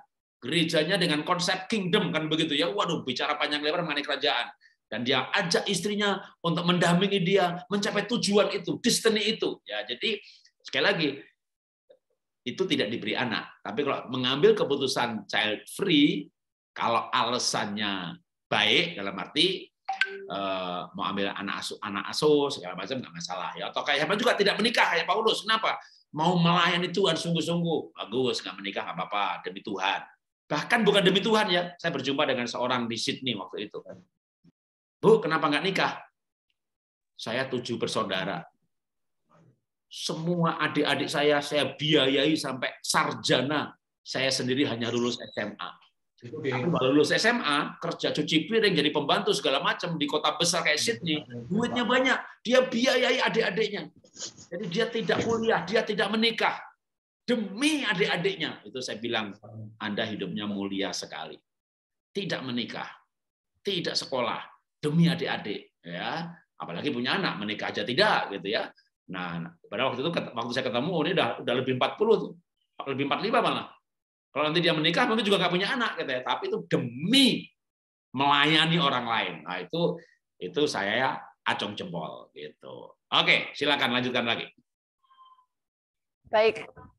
Terima kasih atas pertanyaan sebelumnya. Ini ada pertanyaan lagi dari Adi Wijaja. Shalom. Izin bertanya, Pak. Dalam Alkitab tertulis kalau Adam diciptakan dulu baru Hawa. Apakah ini berarti pria harus lebih tua usianya daripada wanita? Seperti itu pertanyaannya. Ya, kalau kita pakai ayat, maka ada ayat-ayat yang lain di Alkitab, misalnya kewajiban nikah ipar. Jadi misalnya orang Yahudi ya di Alkitab itu misalnya seseorang punya istri lalu dia itu meninggal, maka adiknya menggantikan dia. Nah, udah otomatis dia jadi si suami jadi lebih muda gitu ya. Jadi kalau lihat hal seperti itu tidak wajib. Tapi kalau lihat ayat yang lain di Korintus itu meneguhkan kejadian. Jadi Paulus kan bilang kepada orang Korintus bahwa Tuhan menciptakan wanita untuk pria dan bukan pria untuk wanita. Nah, maka dari situ banyak tafsiran bahwa pria harus lebih tua. Tapi secara teologis hampir semua gereja sepakat bahwa itu bukan keharusan. Yang dari saya, kalau pendapat saya, justru bukan dari sisi teologis, tapi dari sisi psikologis. Misalnya suami kan kepala. Kalau dia lebih tua, mestinya kan lebih dewasa, sehingga akan lebih dihormati, lebih bijaksana, karena lebih tua, lahir duluan, otomatis lebih dewasa psikologis. Kedua, dari sisi biologis, wanita ada menopause. Nah, kalau laki-lakinya lebih muda, nanti wanitanya menopause, memang menopause bukan berarti seksnya berhenti, tapi sel telurnya berhenti. Tapi seiring dengan berhentinya sel telur, tidak produksi lagi sel telur, maka biasanya hormon estrogen dan progesteronnya juga turun, sehingga libido, keinginan seksualnya juga drop. Nah, kalau laki-lakinya lebih muda, wah, laki-lakinya lagi pengen-pengennya, maka bisa bermasalah dalam hal pernikahan karena istri sudah tidak bisa mengimbangi ritme seksual suami karena suaminya lebih muda. Apa yang terjadi? Ya tentu perselingkuhan atau masalah jadi di depan mata. Maka kalau saya menyarankan suami lebih tua dari faktor psikologis dan faktor biologis. Kalau secara teologis tidak ada keharusan yang mutlak berdasarkan beberapa ayat ataupun cerita di Alkitab. Silakan lanjutkan lagi. Baik. Pertanyaan selanjutnya dari Ibu Ruth Yuni. Pak Jarod, bagaimana kalau kami menikah dulu sama-sama pendidikan SMA, seiringan waktu suami saja izinkan untuk belajar terus sehingga bisa menempuh S3, saya dukung dengan bekerja membantu ekonomi agar suami bisa mencapai. Apakah ini jadi tidak sepadan? Saya tidak belajar secara formal, tapi berusaha belajar informal. Ya, kesepadanan bukan gelar ya. Kalau gelar itu sebenarnya ya nggak banget. Kan ada, saya punya kongsi ya, kongsi saya Pak Tomo itu lulus SMA itu. Tapi dia accounting jago, marketing jago, dia non gelar, dia belajar informal. Jadi sebenarnya gelar itu hanya salah satu ya, belajar itu tidak harus, maka tadi saya bilang dalam satu slide tadi, belajarlah pada bidang kehidupan pasangan Anda. Nah, belajar itu tidak harus formal. Berarti kalau kami, saya suami istri memang kebetulan dua-duanya belajar formal sehingga gelar kami sama, doktor, insinyur Jarod, istri saya dokter insinyur Esther, belakangnya sama-sama MPD. Ini kami memang klop sampai gelarnya pun sama. Tapi misalnya ini menikah sama-sama SMA, lalu suaminya kuliah. Kalau istri kuliah lah, anak sama siapa gitu ya. Jadi suami yang kuliah saja, istri nggak kuliah. Tapi suami ngajak ngobrol istrinya, apa yang dipelajari. Saya belajar begini-begini loh. Atau istri belajar juga autodidak, belajar bisnis, belajar MLM, belajar dagang, belajar usaha online. Waduh, banyak orang yang tidak punya gelar pun ya pinternya luar biasa. Kayak misalnya Lim Siliong. Kalau secara formal juga cuma SMA, tapi dia belajar informal mengenai bisnis. Ya, kongsi saya itu dia banyak sekali ikut seminar-seminar yang cuma 3 hari atau 7 hari block time begitu ya. Jangan pasti nggak ada gelarnya, bahkan sertifikat pun nggak ada, tapi smart banget. Nah, ketika orang punya gelar sama tidak punya gelar, tapi sama-sama smart, sama-sama pinter, logikanya jalan, itu sepadan, walaupun gelarnya nggak sepadan, jadi tidak masalah ya. Yang dalam kasus indikasi sepadan itu bisa diajak ngomong, nyambung. Ya, tapi kalau dari awal nih misalnya S1 sama STLR, S3 sama SMA, tapi ngomong nggak nyambung. Kalau ngomong nyambung pun nggak masalah ya. Jadi misalnya S2 menikah sama SMA, tapi SMA-nya ini pinter gitu ya. Ada orang SMA punya usaha malah pengusaha, lulusan SMA tapi pengusaha ya, dan dia brilliant gitu, cuma nggak punya gelar gitu. Ya itu sepadan juga sebenarnya. Bahkan kadang-kadang ada orang yang punya gelar tapi kan kayak agak on-on. Ya, sepadan dalam arti secara realita apakah kalau berbicara itu nyambung. Nah, kalau misalnya setelah menikah yang satu gelarnya nambah, yang lain paling enggak kalau selama dia mau belajar, maka dia menjadi pasangan yang sepadan karena bisa bicara itu nyambung. Oke, berikutnya lagi. Terima kasih atas pertanyaan sebelumnya. Ini ada pertanyaan lagi. Berapa pertanyaan lagi ya, Pak? Ya. Ini dari Ibu Sinta. Salam Bapak Jarot, bagaimana dengan kasus anak muda menikah karena sudah menghamili wanita Muslim? Namun wanita Muslim mau beralih menjadi Kristen dan akan diberkati secara Kristen. Apakah ini berarti sudah tidak sepadan?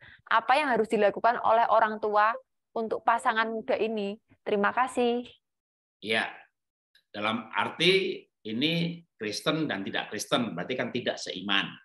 Tapi setelah mereka bercinta, pacaran, sampai akhirnya hubungan seks, nah, yang satu mau menjadi Kristen, maka menjadi seiman. Kalau saya sih setuju ya, itu dinikahkan. Karena begitu menikah, pada saat dinikahkan itu memenuhi persyaratan mereka berduanya seiman. Memang mereka punya kesalahan, ya. Tapi kesalahan itu kan dilakukannya ya kesalahan minta ampun dan dilakukan dengan cara bertanggung jawab atas kesalahannya, di mana mereka sudah hubungan seks, ya bentuk pertanggungjawabannya ya menikah, tapi menikah kena syarat satu iman, dan ini orangnya mau berpindah, ya maka kalau menurut saya itu dinikahkan sebagai solusi yang baik, ya selama mereka juga kan awalnya saling mencintai, mungkin dalam hal iman yang tidak sepadan, yang tidak sama, tidak memenuhi syarat.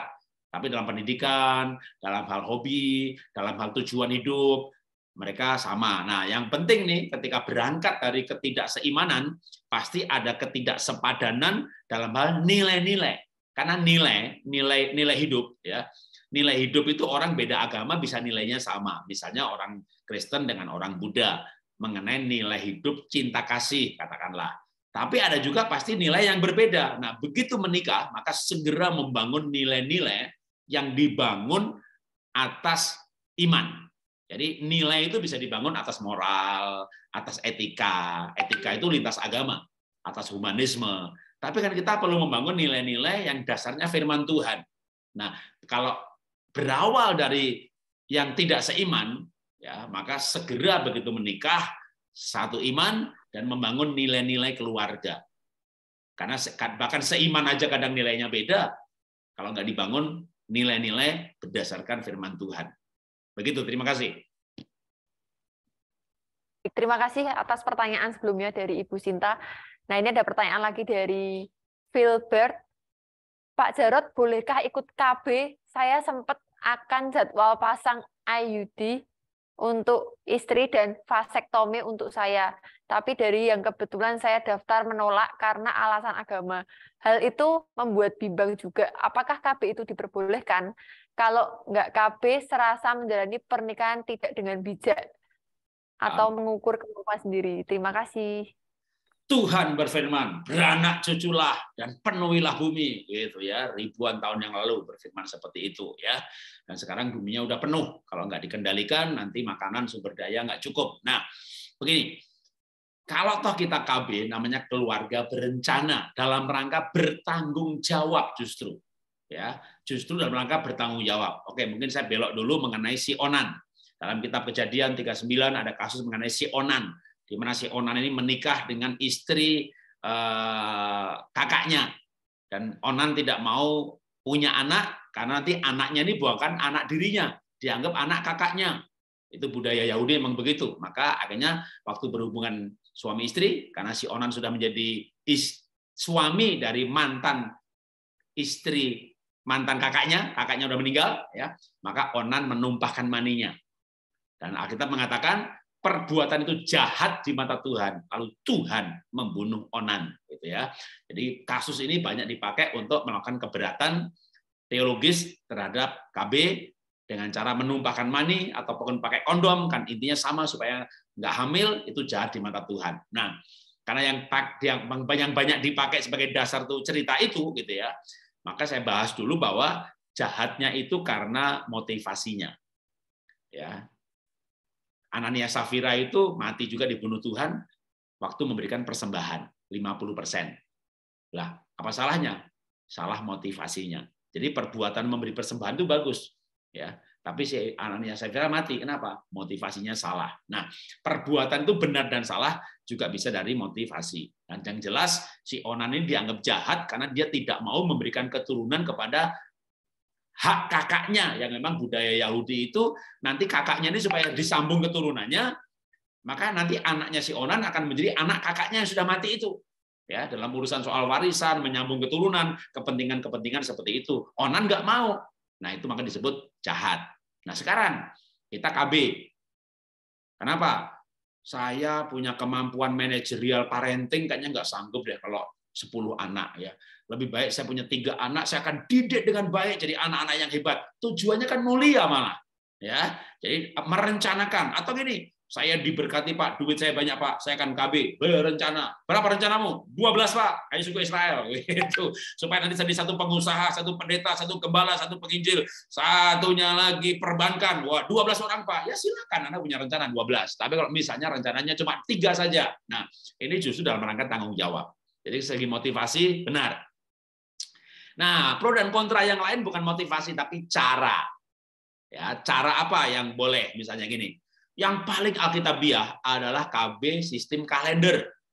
Jadi Ibu dicatat kapan menstruasi, kapan hijau, kapan merah.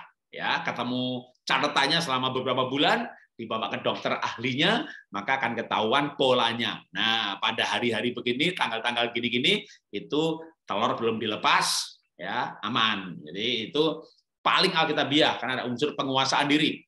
Jadi KB dengan cara kalender itu alkitabiah. Cara mani ditumpahkan. Nah, ada yang keberatan dengan kasus si Onan, tapi menurut saya sebenarnya nggak masalah karena Onan itu motivasinya yang salah. Maka kalau dengan motivasi yang benar, mani ditumpahkan atau kondom berarti termasuk boleh. Lalu dengan obat, ya minum obat ataupun disuntik. Ini ada pro dan kontra juga. Ya, pro dan kontranya apa? Misalnya karena minum pil atau disuntik, badannya gembrot, badannya kerempeng, badannya kurus, artinya apa? Suntik dan pil tadi merusak tubuh. Maka dosanya karena merusak bait Allah. Karena tubuh ini bait Allah, dan ternyata obat itu merusak tubuh. Lalu karena kalau kontranya karena begitu, berarti kalau minum obat atau suntik, tapi badannya normal, tidak gembrot, tidak kurus, krempeng, rambut nggak rontok, berarti boleh dong. Ya kalau alasannya itu merusak, ini nggak merusak kan jadi boleh, gitu. Apalagi yang pro dan kontra. Vasektomi, tubektomi sebenarnya tidak banyak yang pro dan kontra, ya karena itu operasi, sehingga lewat operasi itu maka memang tidak akan terjadi pembuahan. Kebanyakan gereja menyetujui. Yang masih pro dan kontra adalah spiral, ya. Karena apa? Mekanismenya. Dengan dipasang spiral di wanita, maka mekanismenya menghalangi sperma ketemu telur. Tapi de facto, sekalipun dihalangi dengan spiral, masih ada sperma yang bisa ketemu telur. Tapi karena spermanya sudah lemah, maka telur yang ketemu sperma ini gagal mencapai dinding rahim. Dan akhirnya gugur, batal hamil. Nah, itu prosesnya. Pro dan kontranya. Ada gereja yang setuju. Kenapa? Kalau belum nempel dinding rahim, ya berarti belum makhluk hidup. Berarti bukan pembunuhan. Boleh. Tapi ada gereja yang teologianya kehidupan dimulai ketika sperma ketemu telur. Itu sudah kehidupan.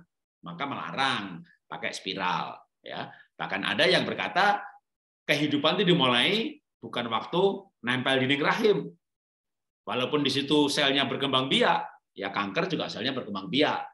Tapi sebelum 40 hari jantungnya belum berdetak, berarti belum makhluk hidup. Itu berarti boleh. Jadi di sini tergantung teologia kehidupannya. Tiap gereja, tiap denominasi punya teologi kehidupan. Nah, saya lintas denominasi, maka saya jelaskan aja pro dan kontranya. Nah, tinggal Bapak Ibu yang bertanya ini tanya gembalanya, karena otoritas yang di atasnya itu gembala. Gereja kita itu nganut teologi kehidupan yang gimana ya?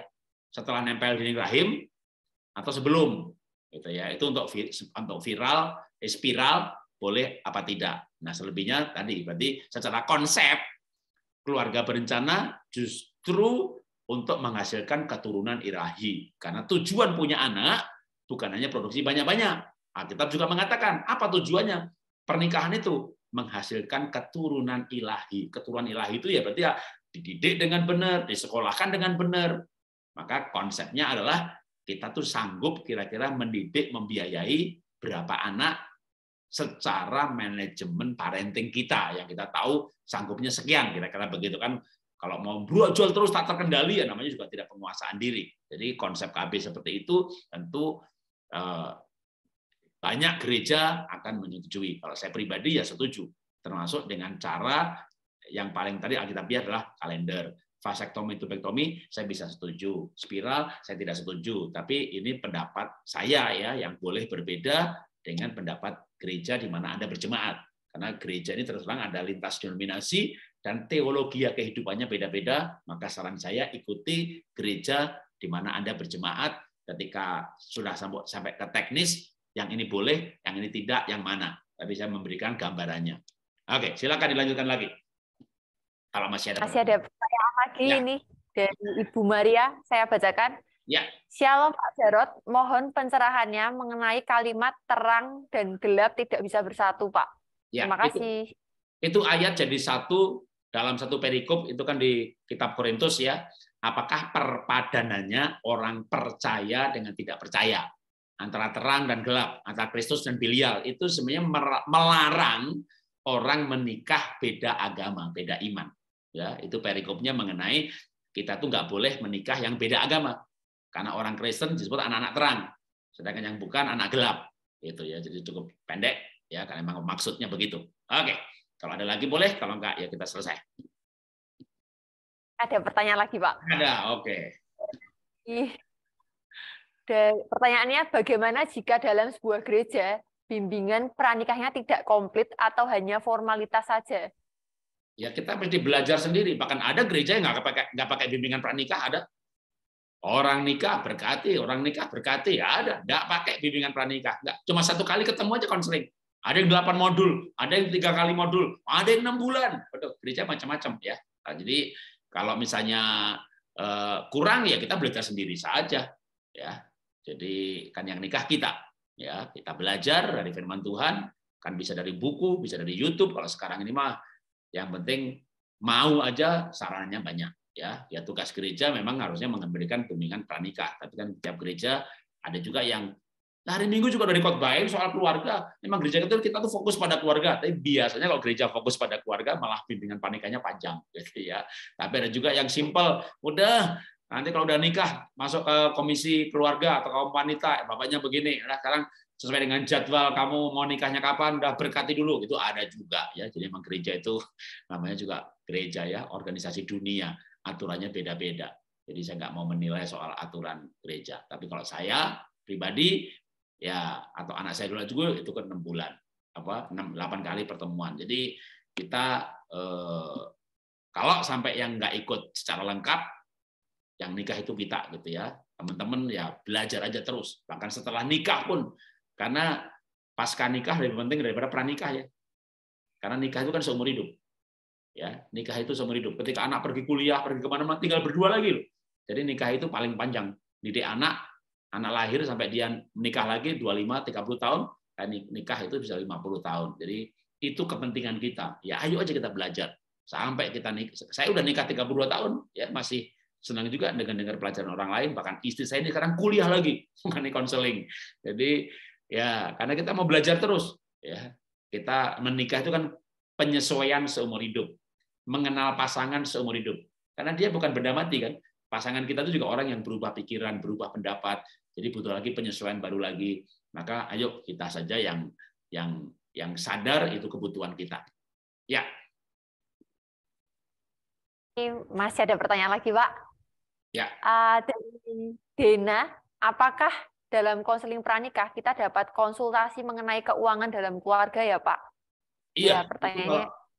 Kalau dalam konseling pranikah itu termasuk dalam modul ya. Kalau paling enggak yang di gereja saya ya itu ada 8 kali kan. Itu ada keuangan keluarga, ada komunikasi, ada seks. Bahkan waktu anak saya dulu mau nikah, dalam salah satu modulnya kita orang tua dan calon besan harus kumpul karena diajari juga mengenai itu yang saya tulis dalam buku saya itu mertua menantu ya. Jadi itu dibahas ya. Namanya bimbingan pranikah itu kan penyampaian, lo tanya jawab kan, ada tanya jawabnya. Jadi itu termasuk ya keuangan, kepemimpinan dalam keluarga, struktur keluarga, kalau keuangan keluarga, mertua menantu, sampai seks pun juga dibahas cukup detail karena udah mau menikah kan udah boleh bahas seks sama sedetail-detailnya ya. Termasuk itu ya. Ya, silakan. Ya, baik. Ini ada pertanyaan lagi tentunya dari Ibu Lilis. Apa tanggapan Bapak mengenai seorang wanita yang punya sifat alfa lebih dominan dalam keluarga, Pak? Ya, apa asal begini ya. Seorang wanita kalau dia secara temperamen dasar kolerik, dites pakai DISC dominan, dites pakai foto karakter merah gitu ya, dites pakai temperamen dasar kolerik gitu ya, ya dia pasti akan dominan, nggak masalah ya. Yang penting suaminya memahami hal itu. Lalu suaminya bisa ya, nanti kalau baca buku saya mengenai ini, oke saya kasih. Tapi ini bukan oleh Andi Offset ya. Nanti boleh hubungin saya. Ada buku namanya Menjadi Seorang Istri ya. Menjadi seorang istri lalu menjadi seorang suami. Nah, dalam buku Menjadi Seorang Istri, Menjadi Seorang Suami ini ada mengenai gimana suami kolerik, istrinya plekmatik misalnya, atau istri kolerik dominan, suaminya yang plekmatik atau melankolik. Jadi yang penting memahami aja, memahami yang pasangannya seperti itu. Bukan sebuah dosa seorang wanita kayak Ibu Risma gitu misalnya ya dominan. Yang penting suaminya paham, oh dia kolerik, oh dia dominan. Atau misalnya seorang gembala yang lemah lembut, Pak Pendeta lemah lembut ya, hatinya lembut, istrinya dominan itu. Kasih aja wewenang jadi ketua kaum wanita ya. Jadi ketua guru kaum sekolah minggu. Jadi dominannya diberi penyaluran di luar rumah. Atau kasih kesempatan dia berkarir sebagai direktur, mimpin pabrik gitu ya. Tapi sampai di rumah dia penolong. Jadi seorang wanita yang dominan itu bukan sebuah dosa, Tuhan ciptakan dia begitu. Yang penting dia sadar dalam keluarga dia seorang penolong. Dan ada baiknya mencari penyaluran di luar rumah untuk sifat dominannya itu berkembang dan tersalur. Dan dia tidak boleh menyesal bahwa dirinya dominan. Aku ini salah diciptakan kali, Isabel kali. Bukan. Tuhan ciptakan Anda sebagai wanita leadership yang memang dibutuhkan juga dalam dunia para wanita pun butuh seorang pemimpin wanita. Maka lebih baik jangan memimpin suami, tapi memimpin kaum wanita. Ya, jadi ketua komisi wanita, ketua dharma wanita, ketua apalagi kalau yang di suaminya pegawai negeri, ya ketua dharma wanita, PGRI dan seterusnya. Jadi dunia membutuhkan, gereja juga membutuhkan wanita-wanita yang dominan. Yang penting paham aja. Yang repot kan kalau nggak paham keunikan ya. Nggak paham keunikan, lalu akhirnya suami istri berantem. Ya, oke. Masih ada lagi? Silakan. Masih ada lagi. Ada ini terus. Dari bertanya, bagi tips Pak menjalani kehidupan pacaran dengan kudus, karena sangat susah di masa sekarang untuk menjaganya. Terima kasih. Ya, saya pacaran 6 tahun.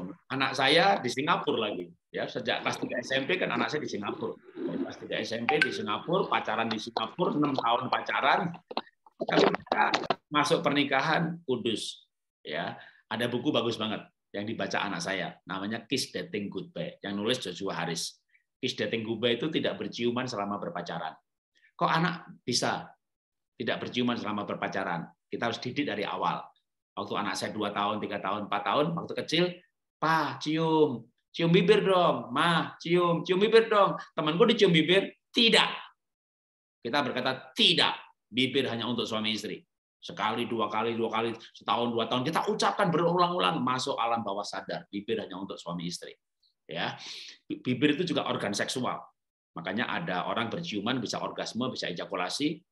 Karena itu organ seksual hanya untuk suami istri. Makin tajam lagi pengertian kekudusannya. Ketika kita berbicara bahwa itu organ seksual, maka hanya boleh suami istri. Nah, kalau fondasi ini kuat, maka sebenarnya aman. Tapi kalau fondasinya nggak kuat gimana, Pak? Ya, memang nggak bisa. Ya, fondasi yang lain adalah selain pelajaran seperti itu yang harus ditanam dari kecil. Waduh, lewat, Pak. Anak saya kecil minta cium bibir, tak iyain gitu. Sudah salah parenting. Dibetulin aja. Gimana betulinya? Ya diajarkan bahwa seks itu antara suami istri. Kan Alkitab berkata, Tuhan memberkati mereka, lalu berfirman kepada mereka, beranak cuculah. Jelas sekali urutan Alkitab, pemberkatan dulu baru beranak. Bukan beranak baru pemberkatan. Kalau beranak dulu, ya berarti dosa. Ya kalau kasus lain lagi ceritanya, sudah kasus ya dinikahkan. Tapi kalau yang belum kasus ya jangan bikin kasus. Karena itu adalah sebuah dosa, maksudnya sengaja berbuat dosa. Jadi menjaga gimana supaya pacaran bisa kudus? Satu, jangan nganggur. Kalau nganggur pengennya aneh-aneh, ya. Jadi ngisi pacaran, jangan sibuk bermesraan. Kalau perlu buka rekening bareng, cari duit bareng. Kalau saya dulu sama pacar saya, aduh kita pelayanan bareng, ngusir setan bareng, bakar jimat bareng, bikin KKR. Saya ketua Bogor Presenter, kita bikin pos PI. Kita ngusir setan, aduh mau tidak kudus, takut kena serangan balik. Makanya masuk dalam pelayanan sungguh-sungguh, ngusir setan, bakar jimat, ya, melayani pelepasan. Kalau saya dulu begitu, gitu ya. Sibuk pelayanan, jangan nganggur. Kedua, yang perempuan, jangan mau diajak masuk kamar. Ya, kalau pacaran di teras aja. Kalau perlu nih, pasang lampu 100 watt di teras. Pasang lagi apa? CCTV. Mahal dong, Pak. Oke, yang bekas nggak apa-apa. Yang penting pacar menganggap itu benar. Kalau kita jangan di kamar aja. Kalau nggak di kamar, kalau di kamar ya namanya ya pendeta sekalipun banyak. Ada orang gadis punya pacar, ketua kaum muda, PDP, bawa firman, ya bukan seks juga, ya namanya laki-laki, mau pendeta, mau ketua kaum muda, ya kalau ada kesempatan ya dilakukan juga, makanya jangan beri kesempatan. Hidup kudus kalau kita mau jaga diri, ya tidak kasih kesempatan. Kalau masih SMP, SMA, ya sebaiknya perginya bertiga, berempat, berlima. Sudah kuliah ya berduaan boleh, tapi tidak masuk kamar. Jangan nganggur. Jangan nonton film porno, ya. Maka saya percaya, ya pasti bisa. Saya bisa, anak saya bisa, ya mestinya bisa. Ya, oke, silakan. Kalau masih ada? Masih ada 3 pertanyaan lagi. Ini ada pertanyaan lagi. Bagaimana menurut Bapak jika pasangan menikah beda agama antara Kristen dan Katolik? Ya, Katolik, Kristen Protestan, ada lagi Kristen karismatik. Jadi Kristen Protestan, Kristen Katolik, Kristen karismatik sebenarnya sama-sama Kristen. Percaya Yesus adalah Tuhan. Walaupun yang satu bilang itu sesat, ini sesat, begitu. Emang gereja begitu saling menyesatkan, sama-sama Kristen Protestan aja atau Kristen Pentakosta aja itu sesat, ini sesat. Tapi sebenarnya ya kalau secara esensi percaya Yesus Tuhan. Bicara seiman itu seiman. Bicara sepadan itu tidak sepadan. Kalau saya tidak menyarankan, ya kalau belum ya. Kenapa? Ya pacaran oke-oke aja. Nanti begitu menikah, ya ini terlepas dari pelajaran perpuluhan itu betul apa tidak. Saya tidak mengatakan pelajaran perpuluhan itu betul, atau saya juga tidak mengatakan pelajaran perpuluhan itu salah. Tapi anggapnya misalnya nih orang Protestan kan nggak diajari perpuluhan, lalu menikah dengan orang karismatik yang diajari perpuluhan, begitu ya. Wah, lalu istrinya ngasih perpuluhan, suaminya marah. Jadi menikah itu sebenarnya nggak sesederhana saling mencintai, maka harus seiman dan sepadan. Bukan cuma seiman, sepadan. Kalau bicara sepadan, kalau menurut saya Protestan sama karismatik ya tidak sepadan, Katolik sama Protestan ya tidak sepadan, tapi seiman. Nah, makanya kalau mau lebih alkitabiah, ya kalau bisa yang seiman sepadan. Tapi gimana kalau nggak sepadan? Tapi udah terlanjur cinta. Kan sepadan itu tidak takdir. Sepadan itu bisa dibuat. Ya sebelum menikah, jadilah sepadan. Jadi waktu pacaran, mulai ngomong, nanti kita pemberkatannya gereja apa ya? Jangan mendekati pernikahan, berantem nih. Satunya pengen di Katolik, mertua pengen di situ, besan pengen di sini. Waduh, calon mertua, berantem mau diberkatinya di mana. Itu aja udah jadi sumber konflik. Sebelum menikah sudah sepakat. Kalau belum menikah masih di bawah orang tua ya, ikut orang tuanya. Tapi setelah menikah udah sepakat dari waktu pacaran. Nanti kalau kita sudah menikah, kita di Protestan atau di Katolik.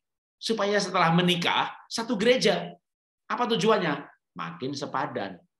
Karena kesepadanan, saya bilang, kesepadanan itu dibangun. Maka tadi poin 1 setelah menikah, gimana bangun kesepadanan? Sering bersama-sama, gitu kan? Jangan suami Katolik, istri Protestan, atau istri Protestan, suami karismatik. Kalau sudah menikah satu keluarga, lepas dari keluarga orang tua. Orang tuanya mau Protestan, mau Katolik, mau karismatik, Anda memutuskan. Setelah menikah, mau di gereja apa? Dan suami istri satu gereja. Kalau enggak, gereja nggak steril dengan perselingkuhan ya.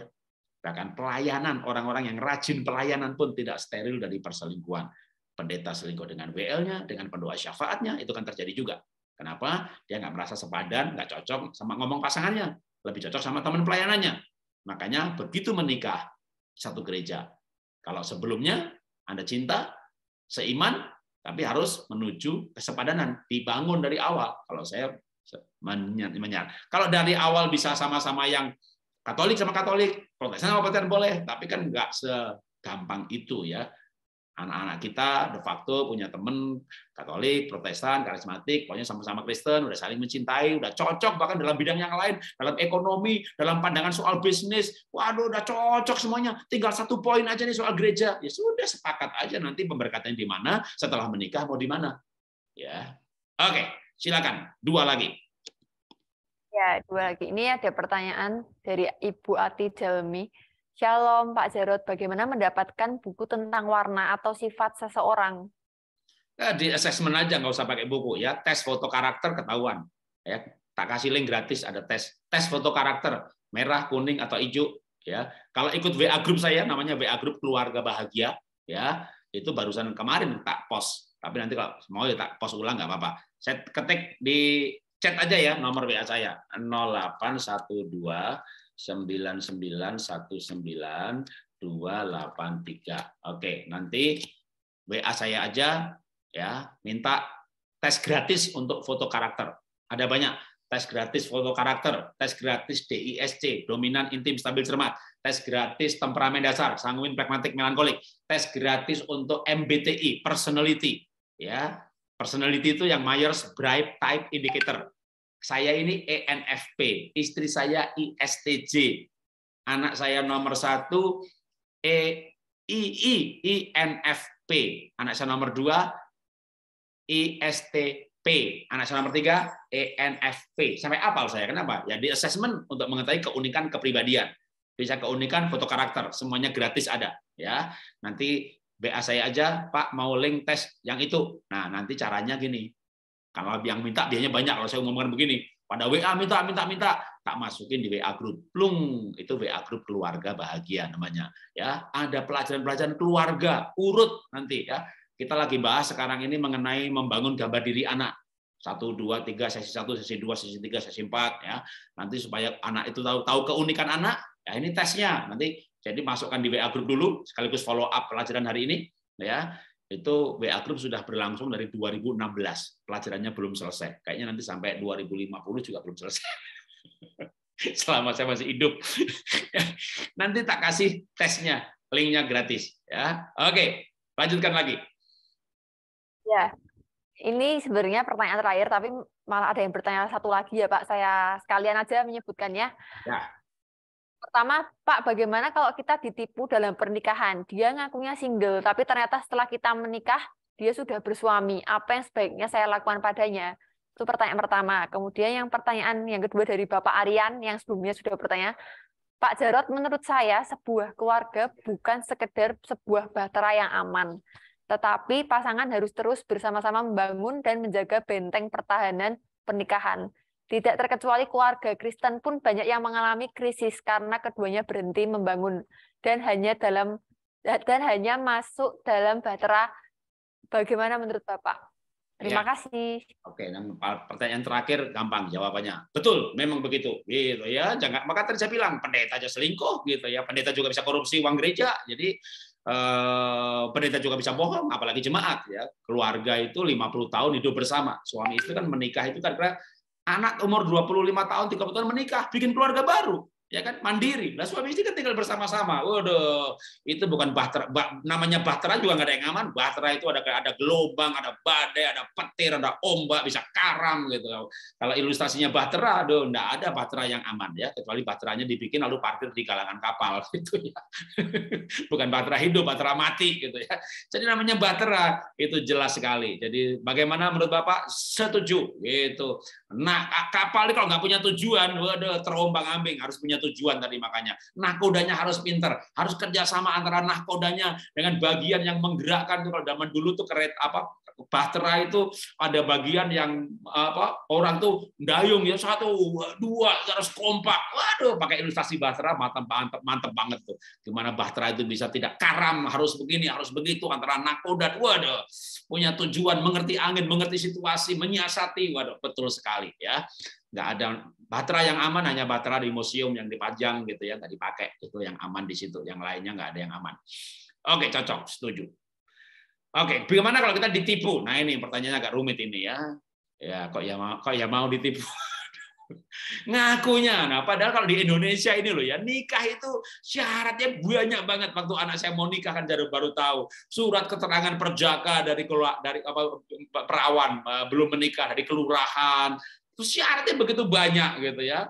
Lah kok bisa lewat ya? Bisa lah Pak Jarod, kayak nggak ngerti Indonesia aja Pak Lurah, dikasih juga dibuat suratnya gitu ya.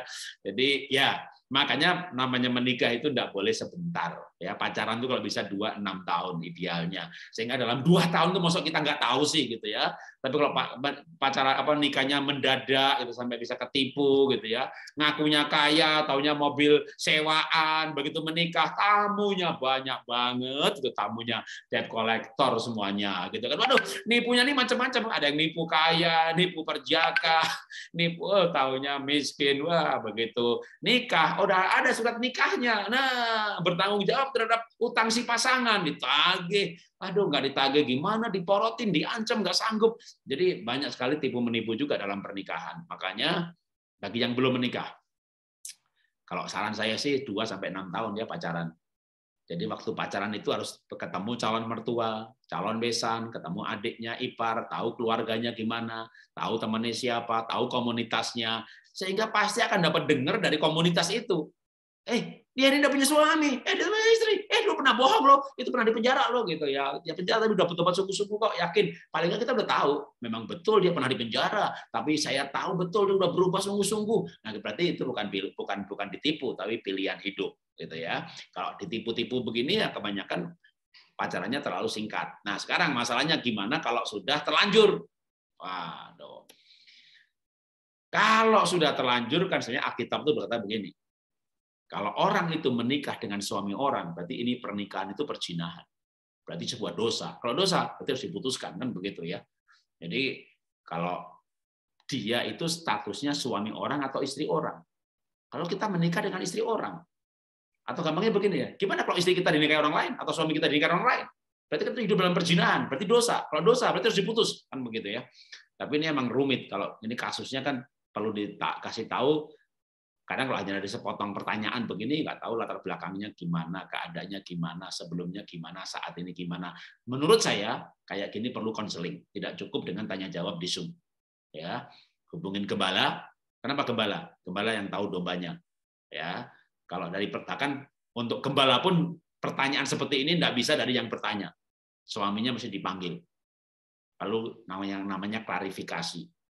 Lalu ketika suaminya dipanggil, dia ngaku, udah cerai kok yang itu, atau belum cerai, itunya pun dipanggil juga. Jadi butuh yang namanya penyelidikan. Baru bisa keluar nasihat. Kalau enggak, ya nasihatnya bisa salah. Ya. Oke, saya kembalikan ke Bahana Bible Study, Ibu Yemima tadi ya. Tuhan berkati. Baik, terima kasih untuk semua pertanyaan dari Bapak Ibu yang sudah aktif bertanya hari ini, dan saya juga mengucapkan terima kasih kepada Bapak Jarod Wijanarko yang telah menyampaikan materi tentang konseling pranikah hari ini, dan saya akan menyampaikan info penting untuk kelas ke-19 Bahana Bible Study akan diumumkan di grup. Ya, penutup dari saya ya, mungkin saya pakai pinjam itu tadi yang pertanyaan terakhir itu bagus tuh ya. Pernikahan itu Maka juga sering dipakai istilah mengarungi bahtera rumah tangga. Itu bagus banget ya, mengarungi bahtera rumah tangga. Jadi menikah itu bukan kayak orang pacaran membayangkan, kita masuk surga, saling mencintai. Betul sih, saling mencintai perlu, tapi menikah itu panjang banget. Ya, rata-rata 50 tahun, rata-rata perkiraan plus minus. Jadi perkiraan yang sangat panjang. Nah, sementara kita menikahi bukan robot. Kita menikahi sebuah pribadi yang dinamis, yang pandangannya berubah, imannya berubah, keyakinannya berubah, cita-citanya berubah, passion-nya berubah.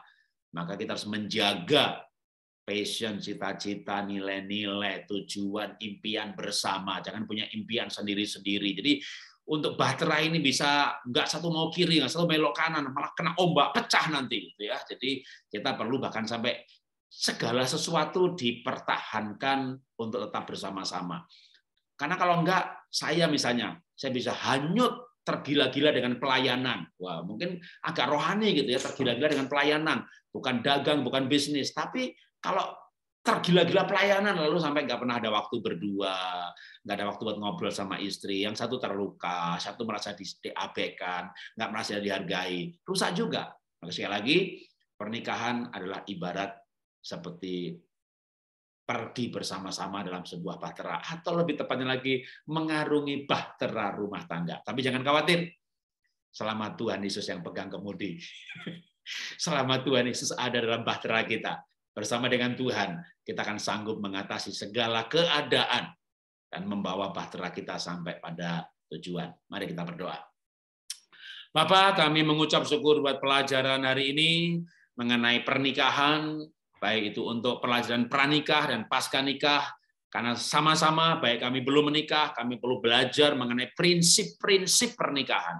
Demikian juga kami yang sudah menikah, kami disegarkan kembali dengan prinsip-prinsip mengenai pernikahan, sehingga kami yang belum menikah mempersiapkan pernikahan dengan baik, dan yang sudah menikah kami menjalani pernikahan lebih baik dan lebih baik lagi. Berkati para peserta Bible Study hari ini, berkati Bahana juga yang menjadi penyelenggara, supaya modul demi modul membawa umat Tuhan di dalam pertumbuhan menuju keserupaan dengan Kristus.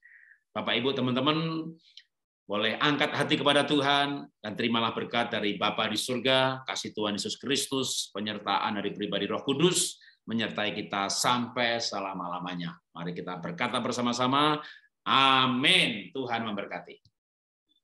Baik, terima kasih untuk peserta yang sudah setia sampai detik ini. Saya juga mengucapkan terima kasih banyak atas penyampaian materinya, Bapak Jarot, dan sampai jumpa di kelas selanjutnya.